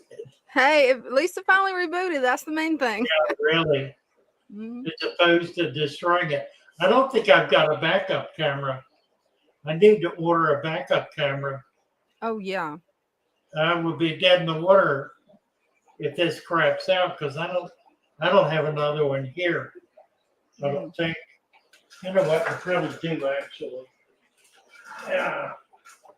In this thing. But it may not be any good. Just curious, does your monitor or your computer, because I've got an all-in-one computer, so mine has one built into it. Well, no. No, it's a TV. It's not. Oh, never mind. Never mind. Yeah, it definitely doesn't have one. Yeah. We've got Adam up. Want me to bring him up? Sure. We have two people. Oh, Adam's here. Hi, Adam. Hey, happy Sunday, Gangster Mermaid and Fatherfish. I'm Right. actually gonna have to show that picture where everybody knows where Gangster Mermaid come from. Hey, I have a question for you guys. These little pond snails were fun in the beginning, but now they're starting to, what's the word, procreate? Yeah, they are a scourge. Mm-hmm. So here's a question. I have gone to war with my staff over those things because the young ladies decided they love the snails, and now the snails are taking over every single container they're in. And what makes matters worse is they won't kill them. They insist on taking them out by hand, which is a hopeless task. Yeah. Because they breed. Let me talk about snails a bit. This is something everyone needs to pay attention to. Most snails, most species of snails are not a problem at all. For example, nearite snails are a brackish water snail. The eggs will only hatch in salt water, in a fairly saline level of water. The eggs will not hatch in fresh water. So it is impossible for them to expand in substantial numbers. The mystery snail which lays an egg case at the top of the tank, will have babies, and you may wind up with hundreds of mystery snails. That's hundreds. You will never have more than hundreds because it takes them a very long time to grow up and become mature. And when they do, they're rather large. So you're not going to leave 100 golf ball sized snails in your tank. You'll be taking them out, sharing them with other people, putting them in other tanks, whatever. The ramshorn is similar to that. It is not very prolific. You may get a hatching and you may have a number of them. They take months to mature. They're more attractive and they're slower growing. And again, they're large enough that you would, once they reach a certain level, you're going to start taking them out, spreading them around. The pond snail and bladder snail, however, are quite another matter. They are a little round snail with a bit of a point of the tail, just a bit. They live for 2 months and then they die. By the beginning of the second month, they are sexually mature. 90% of the young are female. 90% of them will begin to lay eggs at the beginning of the second month. The males breed and die. They're gone. They don't get very big. The females grow to roughly the size of half the size of a pea. They don't get very big. Each egg case, which is a gelatinous, almost invisible egg case laid in the water, typically on plants, has about 100 baby snails in it. They hatch in 2 to 3 days. Wow. The female lays that egg case every day for 30 days.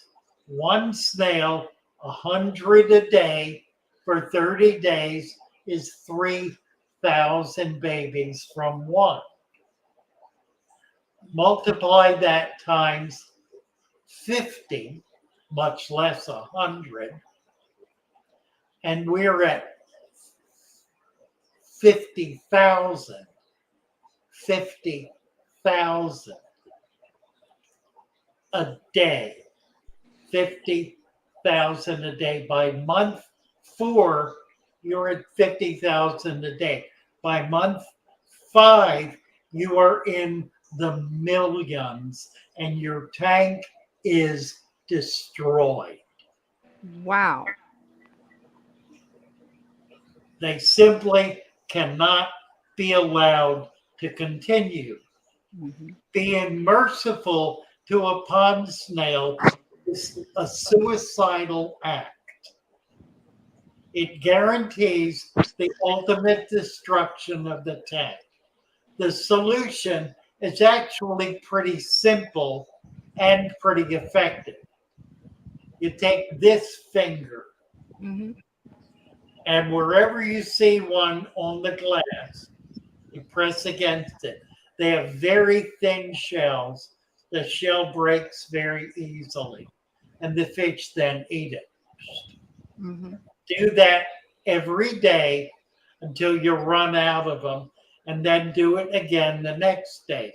If you will do that faithfully for 1 week, you will kill all of the adults.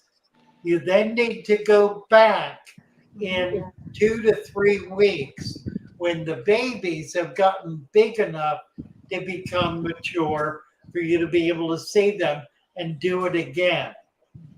It only takes the second week to catch up with it. But Oh, it's that's the good. third or fourth week down the road. Now, you may have an escapee who starts laying eggs in the second or third month. So you may have to go back and do this. But if you will stick with it, you'll be able to defeat them. That's the only way I've ever found to defeat them. You can put what's it called?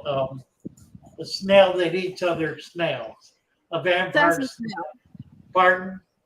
Assassin snails. Assassin snails. You can put an assassin snail in there, and that'll work. The only difficulty is it'll kill all snails. Mm-hmm. So if you have ramshorn, if you have nereids, if you have other kinds of snails, rabbit snails, whatever, you don't want to do that. You need to crush them. A turtle will also work. You can put a little turtle in there. There are not gobies. What's the other one? Loaches.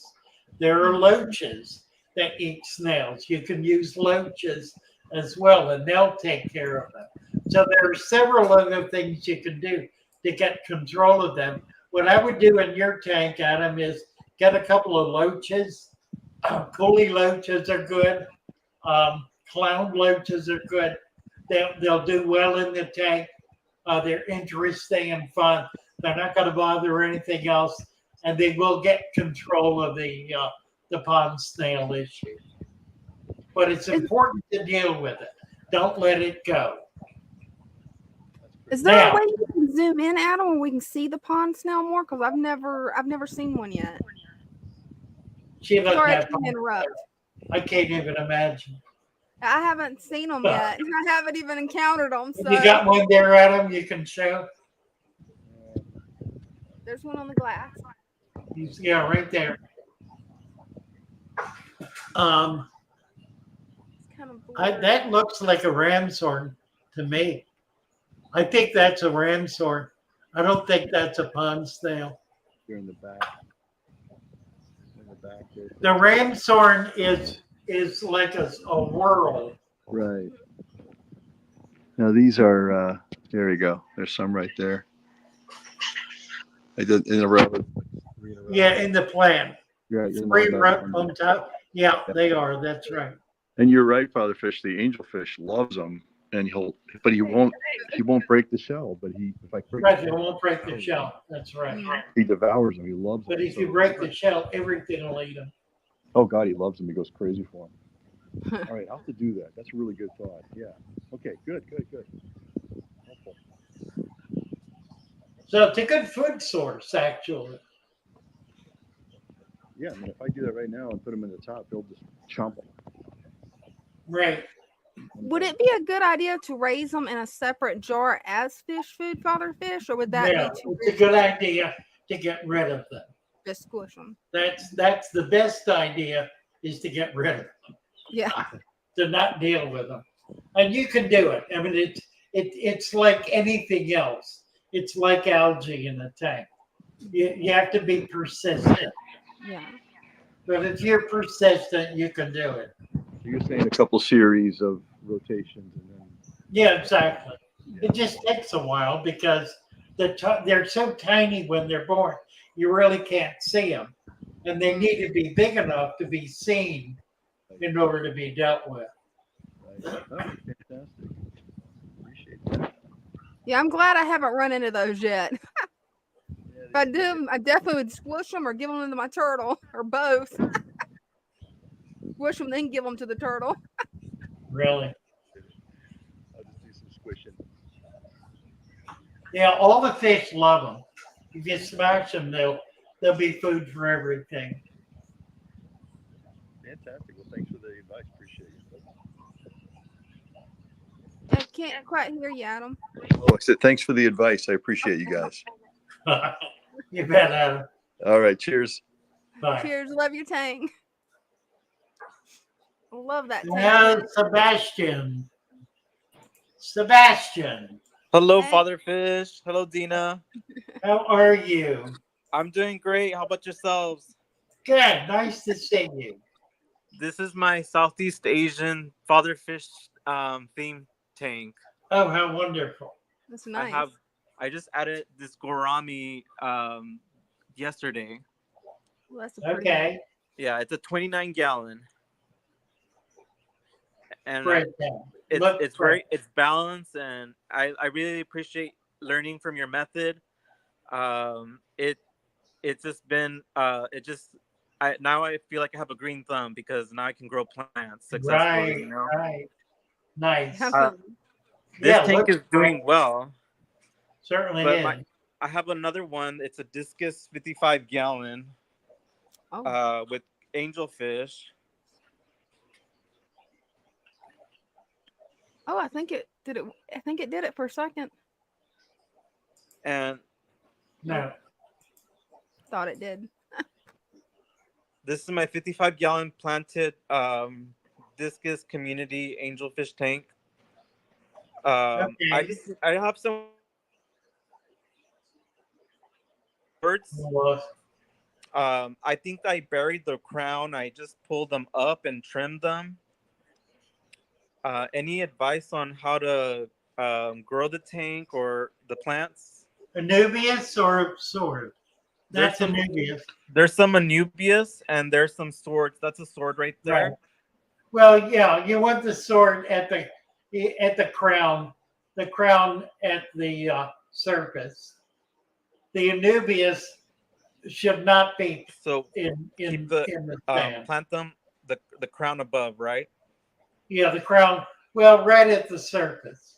At the surface, yeah. Yeah. Okay. I'm gonna plan to put more plants here. Any advice on what plants I should add? Yeah, Val is the simplest. I have jungle val. Yeah, that's good. The cryptocorenes are nice. We do have a nice. I really ought to do a. We're talking about doing some special packages of rooted, which would be like a val, a sword, and a crypt package. I think we may do that. I think you're cut off. I didn't hear you last words you said. Did you say you were having a package? Yeah, we're gonna do some. We're gonna do some rooted packs. It'll be a sword pack, a val pack, and a cryptocorene pack. So you get.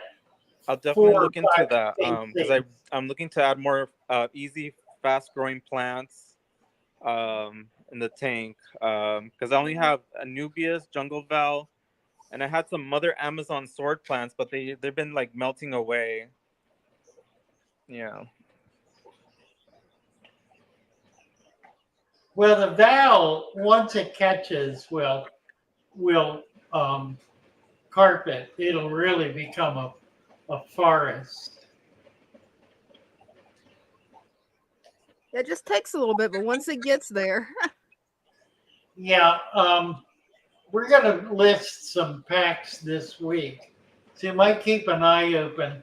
Try a cryptocorene pack. It's a smaller plant, but it's got nice contour shape to it. And they tend to do quite well. And they tend to be an attractive plant. Father Fish, I have a question about the discus fish.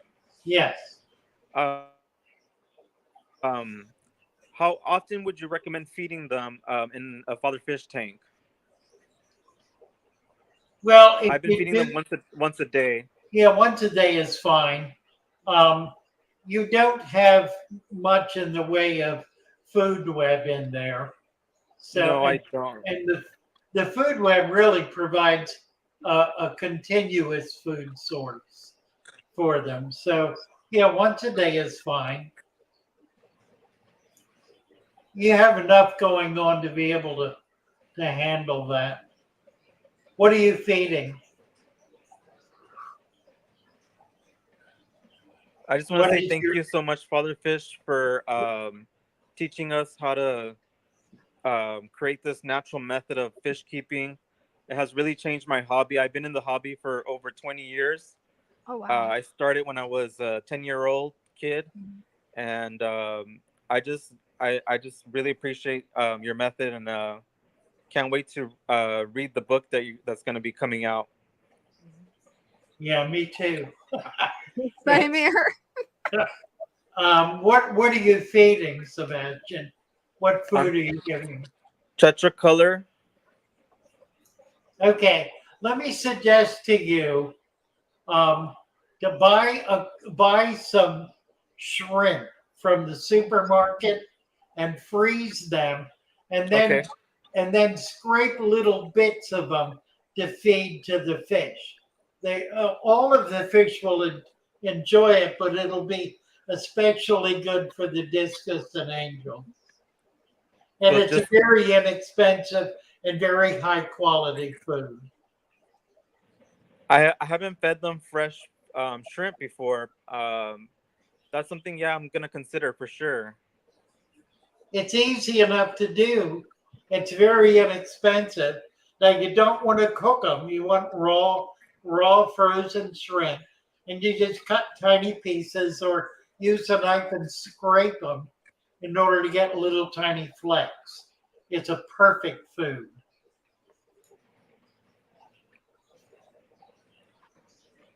I just added. This is one of my Bolivian rams. It's pretty big, isn't it? Oh, they're wonderful fish. Yeah, that's a great fish. I need to get some of those. I don't have any. We need to get some Bolivians. I've had this fish since 2018. Wow. The brown Corridora in the background. Oh, nice. I just want to say thank you all. Have a good rest of your night. Well, thank you, Sebastian. Nice collection of fish. Thank you. Appreciate you Bye all. for now. Bye. Very nice. Lost Soul Nexus. Live freshwater shrimp are great food after a quarantine period. They're great food at any time. I used to catch, when I was in Florida, I would in the fall, the shrimp spawn in late summer, and the water is thick with baby shrimp in the fall. And I would get a gallon. I'd push my net through the grass, and that would wind up with a gallon. I'd put them in sandwich bags and freeze them, and then feed that to all my fish. Absolutely amazing food. Stan's feeding shrimp once a week. Shrimp is a great food.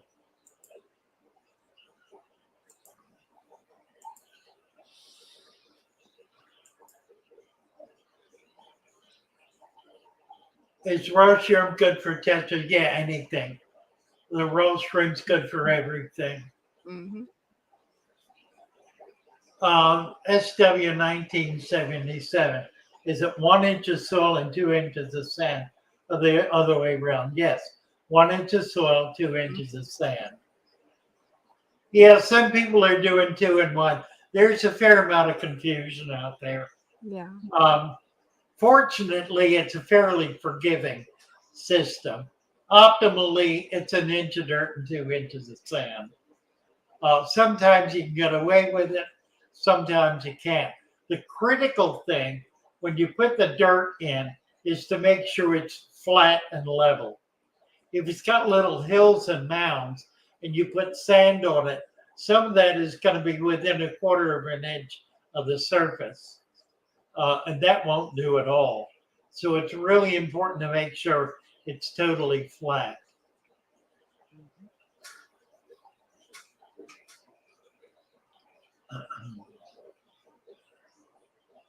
What else is here? Well, Justin's asking, can a pea pupper fish and angelfish live with guppies happily? A pea puffer and a what? And an angelfish? Well, the angel will eventually get big enough to eat the guppies. Mm-hmm. As small fish, they certainly can. Mm-hmm. The peat puffer is a bit of a nipper. I find with peat puffers, you're better off having a couple of them because they chase each other rather than everything else. Yeah. And that seems to work out better. Mm-hmm.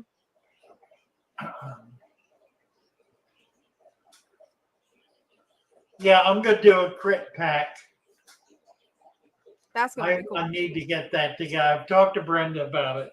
We can do it. We have enough in to be able to do it. So we'll do some crit packs and sword packs and val packs. Oh, yeah, those are going to be nice. I will get them listed.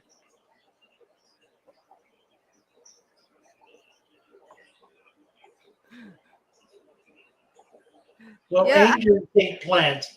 I'm not aware of angels eating plants. Typically, angels are, like most cichlids, are an insectivore, essentially. They're looking to eat bugs.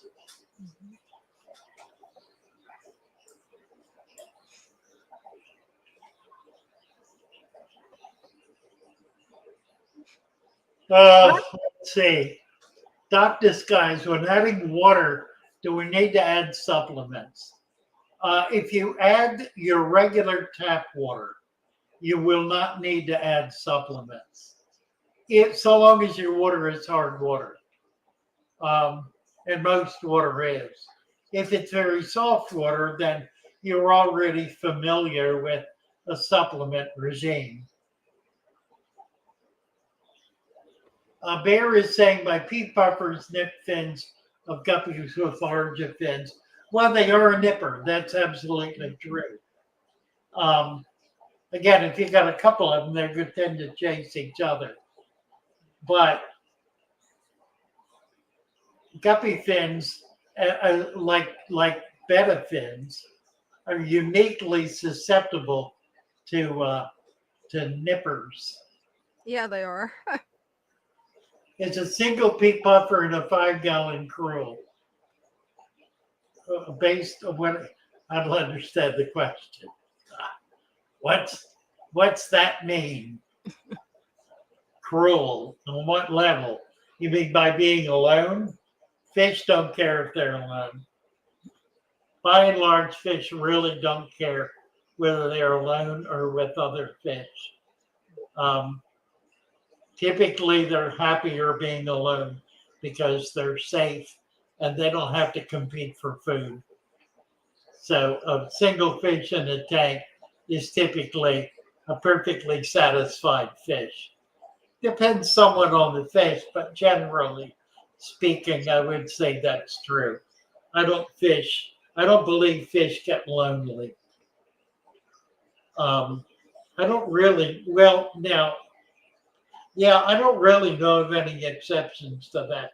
And here's the issue, even in breeding, a fish will not go into breeding unless it's motivated to do so by the presence of the same species of the opposite sex. It simply won't be motivated. So I think generally speaking, if one fish were kept in one tank as a permanent condition, that fish would probably live its best life. I don't recommend it because it's not interesting at all. Right? Having just But one. now, having said that, there are fish I have always kept by themselves. For example, the abba. Any of the large fish, generally speaking, any of the fish that get quite big are better off alone unless you've got a huge tank and can keep them in community. But there are fish really that well, the black piranha or the silver piranha, they get pretty good size. They don't do well with others of the same species. They'll eat each other. Yeah. And there are other fish like that that actually will kill their own species. People on the Facebook page were saying 5 gallons was too small for a 5-gallon father fish. Anything you will add to it? Yeah, that's not true. You can do a father fish tank in a 1-quart jar. Yeah, or a gallon bowl. No. Or a bowl. Yeah. Yeah, the principle is the same. You can do it in a thimble. I mean, really, jar. A mason jar. Yeah, a grape jar. A grape jelly jar. Mm-hmm. A baby food jar. I mean, you name it. It doesn't matter. Size is of no relevance at all. Mm-hmm. Again, people who are making those kinds of comments are blowing smoke. Mm-hmm. They're not talking out of their experience. They're talking out of their prejudice. Yeah. Essentially out of their ignorance. Mm-hmm. And they're making statements, authoritarian statements based on ignorance. It's easy to do that. I found early on in doing this, I really had to discipline myself to not talk about things I do not have personal experience of. It takes some discipline to do that because we all want to shoot our mouths off and say things based on what we think is true. But what we think is true, untested, is typically not true. Mm-hmm. That's a hard truth, but it's a real truth. Yeah, it is. Talking about things about which you have very little knowledge almost guarantees you're going to be wrong. And the more authoritarian you are about it, the more you're really damaging your own brand. Because the person who's listening to you will either accept that as whole cloth and try it and fail and wonder why, or they will realize early on that you really don't know what you're talking about. Again, I think we're all guilty of this. Absolutely. And I'm sure there are things I say that are not adequately adequately examined, adequately tested. I try not to do that, but I probably fail at times as well. I probably do say things inadvertently, if you will, about which I have inadequate knowledge. I want to be humble about that. I want to be gracious when I'm called on it, and I am called on it. And when I'm called on it, I then have to determine whether I'm being called on it by someone who has more experience than I do, or less experience than I do, because I get both. I get the person who knows what they're talking about, and generally they will not be hostile. They will be, I've tried this, father fish. You need to check that again, because that's not my experience. Or there will be, father fish is a complete idiot and he really doesn't understand what he's talking about because I know better. When in reality, the person saying that does not know better. They know a whole lot less, and they're just shooting their mouth off. Yeah. That's what a troll is. Mm-hmm. And there are trolls around. I value criticism when it is kind. I do not value it when it is bitter or hateful. Because the message then is contempt rather than friendship, rather than wanting to be a compatriot. I'm looking for friends, not enemies. I don't need enemies. I've had plenty in my life. I don't need one more enemy.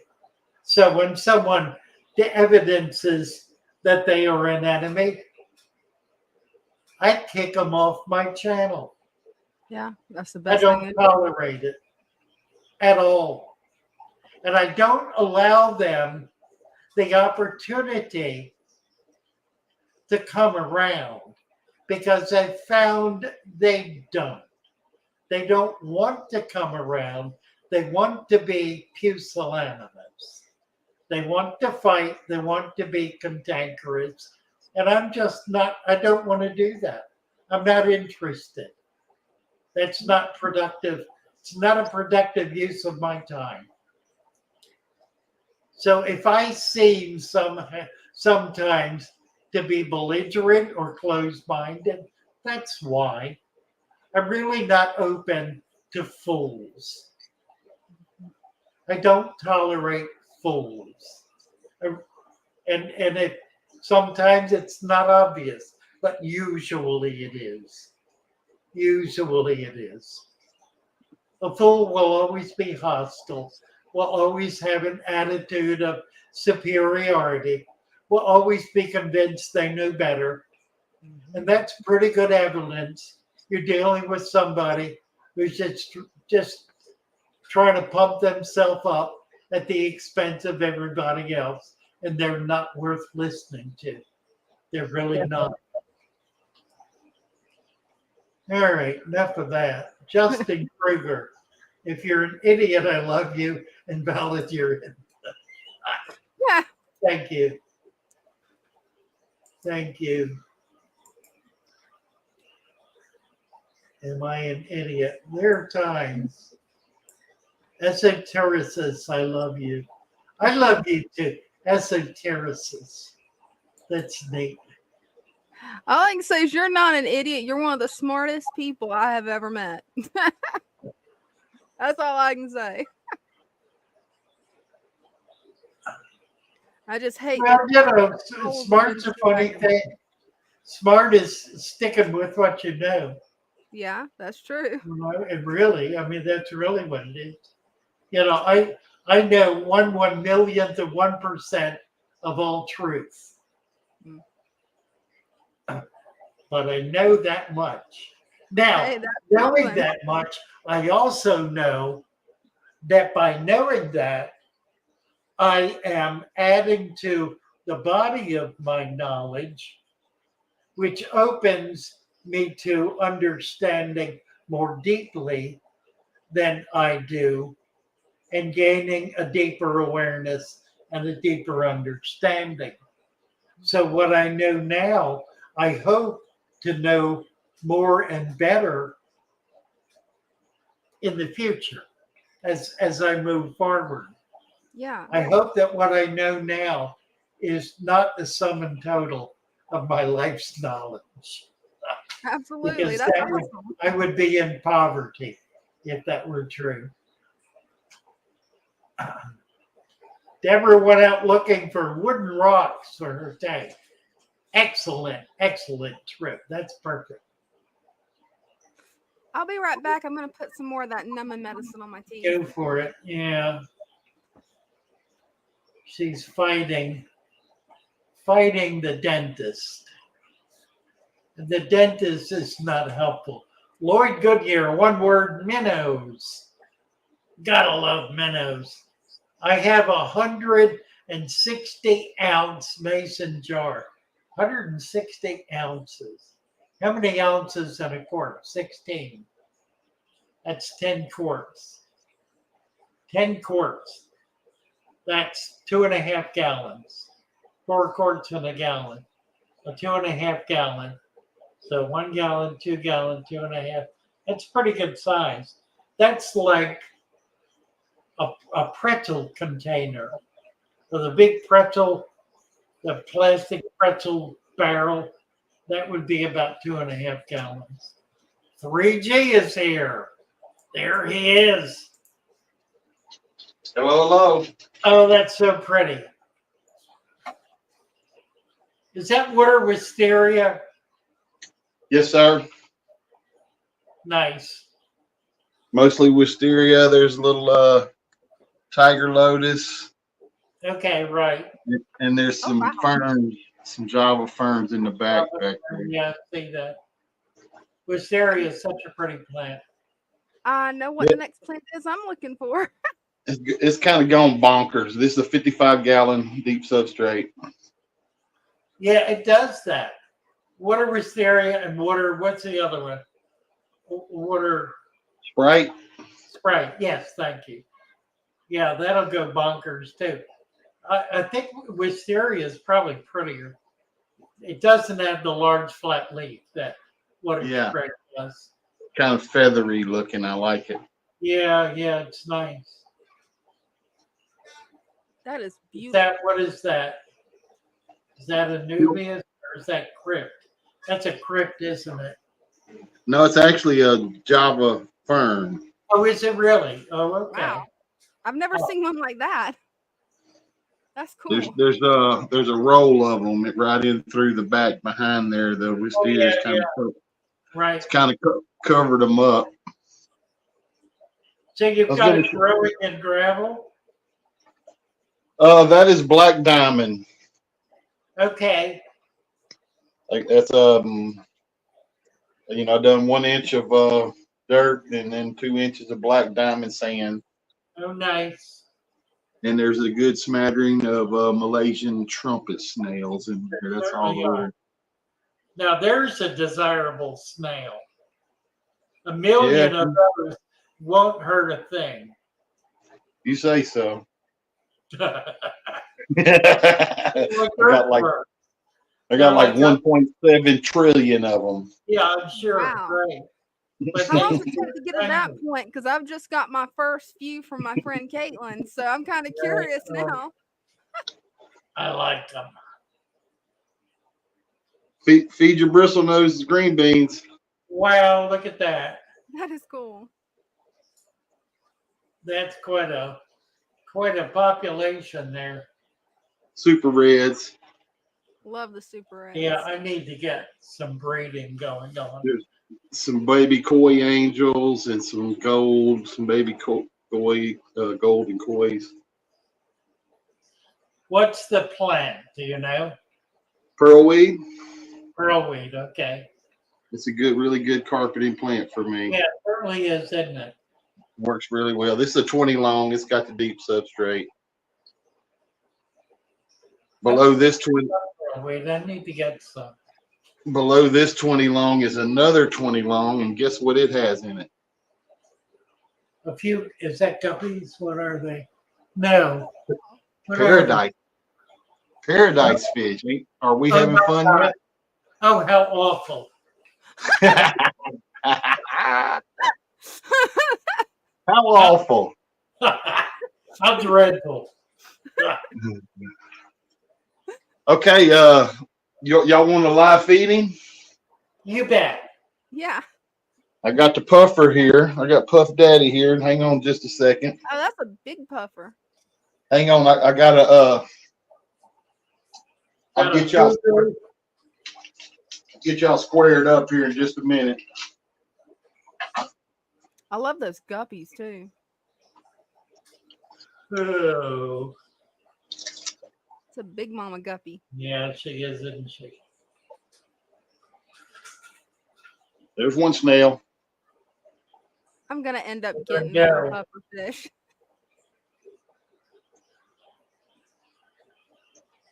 Look at him go.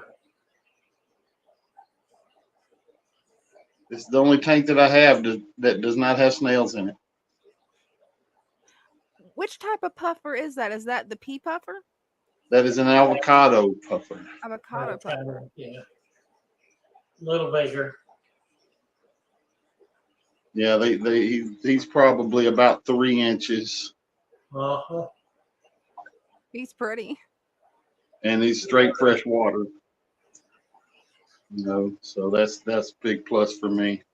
That's all he's gonna eat is one. Usually he demolishes them. He'll get down there and the guppies get in there and they get any little floating pieces they can. All right, of course. You see all the little baby guppies in there? Somebody was asking about keeping puffers with guppies. This one here is perfectly safe. It's got baby guppies. Yeah, look at that. That's cool. What type of guppies are those? I love the pattern on their tails. They're half black. Half black? They're a mixture. There's some Schubel greens. There's some blue dragons. Moscows.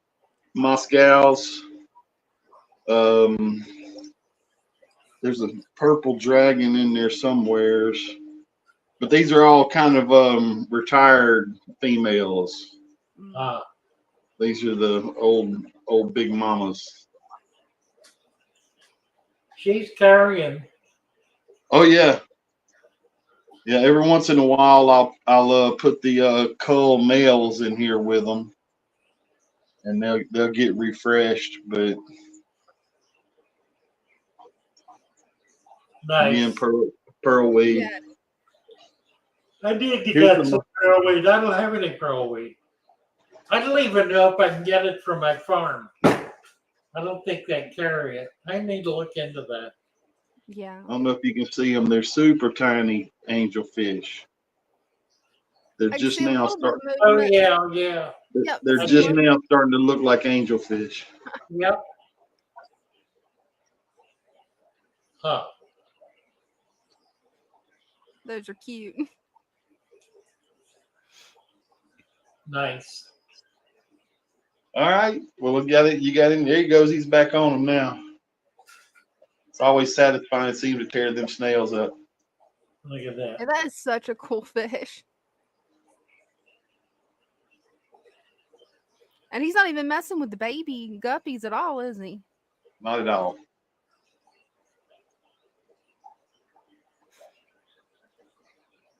Not at all. He's super friendly. Nice. All right. Well, I'm back on out of here. Thank you, sir. Thank you. All right. Y'all have a good evening. Bye-bye. Bye.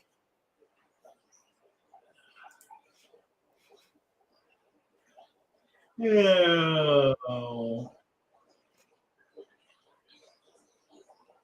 Let's see.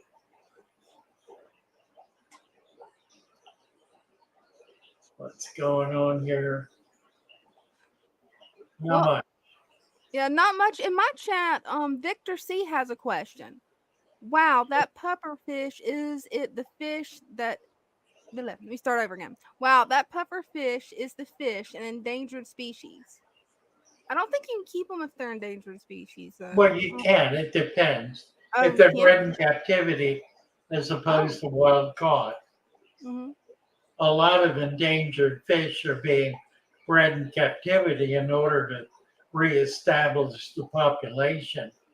There are countless hobbyists who are very aware of endangered species and make a serious effort to learn how to breed them and to build the populations in captivity, so that at such a point as their environment, their territory gets reestablished, they can be put back in it. That's been happening with coral for decades. That's really cool. People who raise coral for that specific purpose. We are at 8 o'clock. Yeah, we are. Wouldn't you know? I live a fishing as they swim about We their need to home. sing our I song. love my Yeah. little fishies as they As they swim swim about their home. When the when the sunlight shines sunlight upon them shines and their and colors begin to glow, I am and drawn drawn into a into a world world where where my my heart heart longs to wants to go. go. I I imagine scenes of beauty and feel and the feel warmth the of love. love. I I love love my my little fishes as they swim about their home. I have traveled the world over, but never found a peace Good night, that everybody. comes Good from night, everybody. watching my Love Delighted to y'all. be with as you. they It's swim been a about wonderful their evening. home. Yeah, it has. My heart Love is you all. happy and I Love am y'all. content to sit and watch them swim. I will not be alone while these fishies are in my home. When the sunlight shines upon them and their colors begin to glow, I am drawn into a world where my heart longs to go. I imagine scenes of beauty and feel the warmth of love. I love my little fishes as they swim about their home.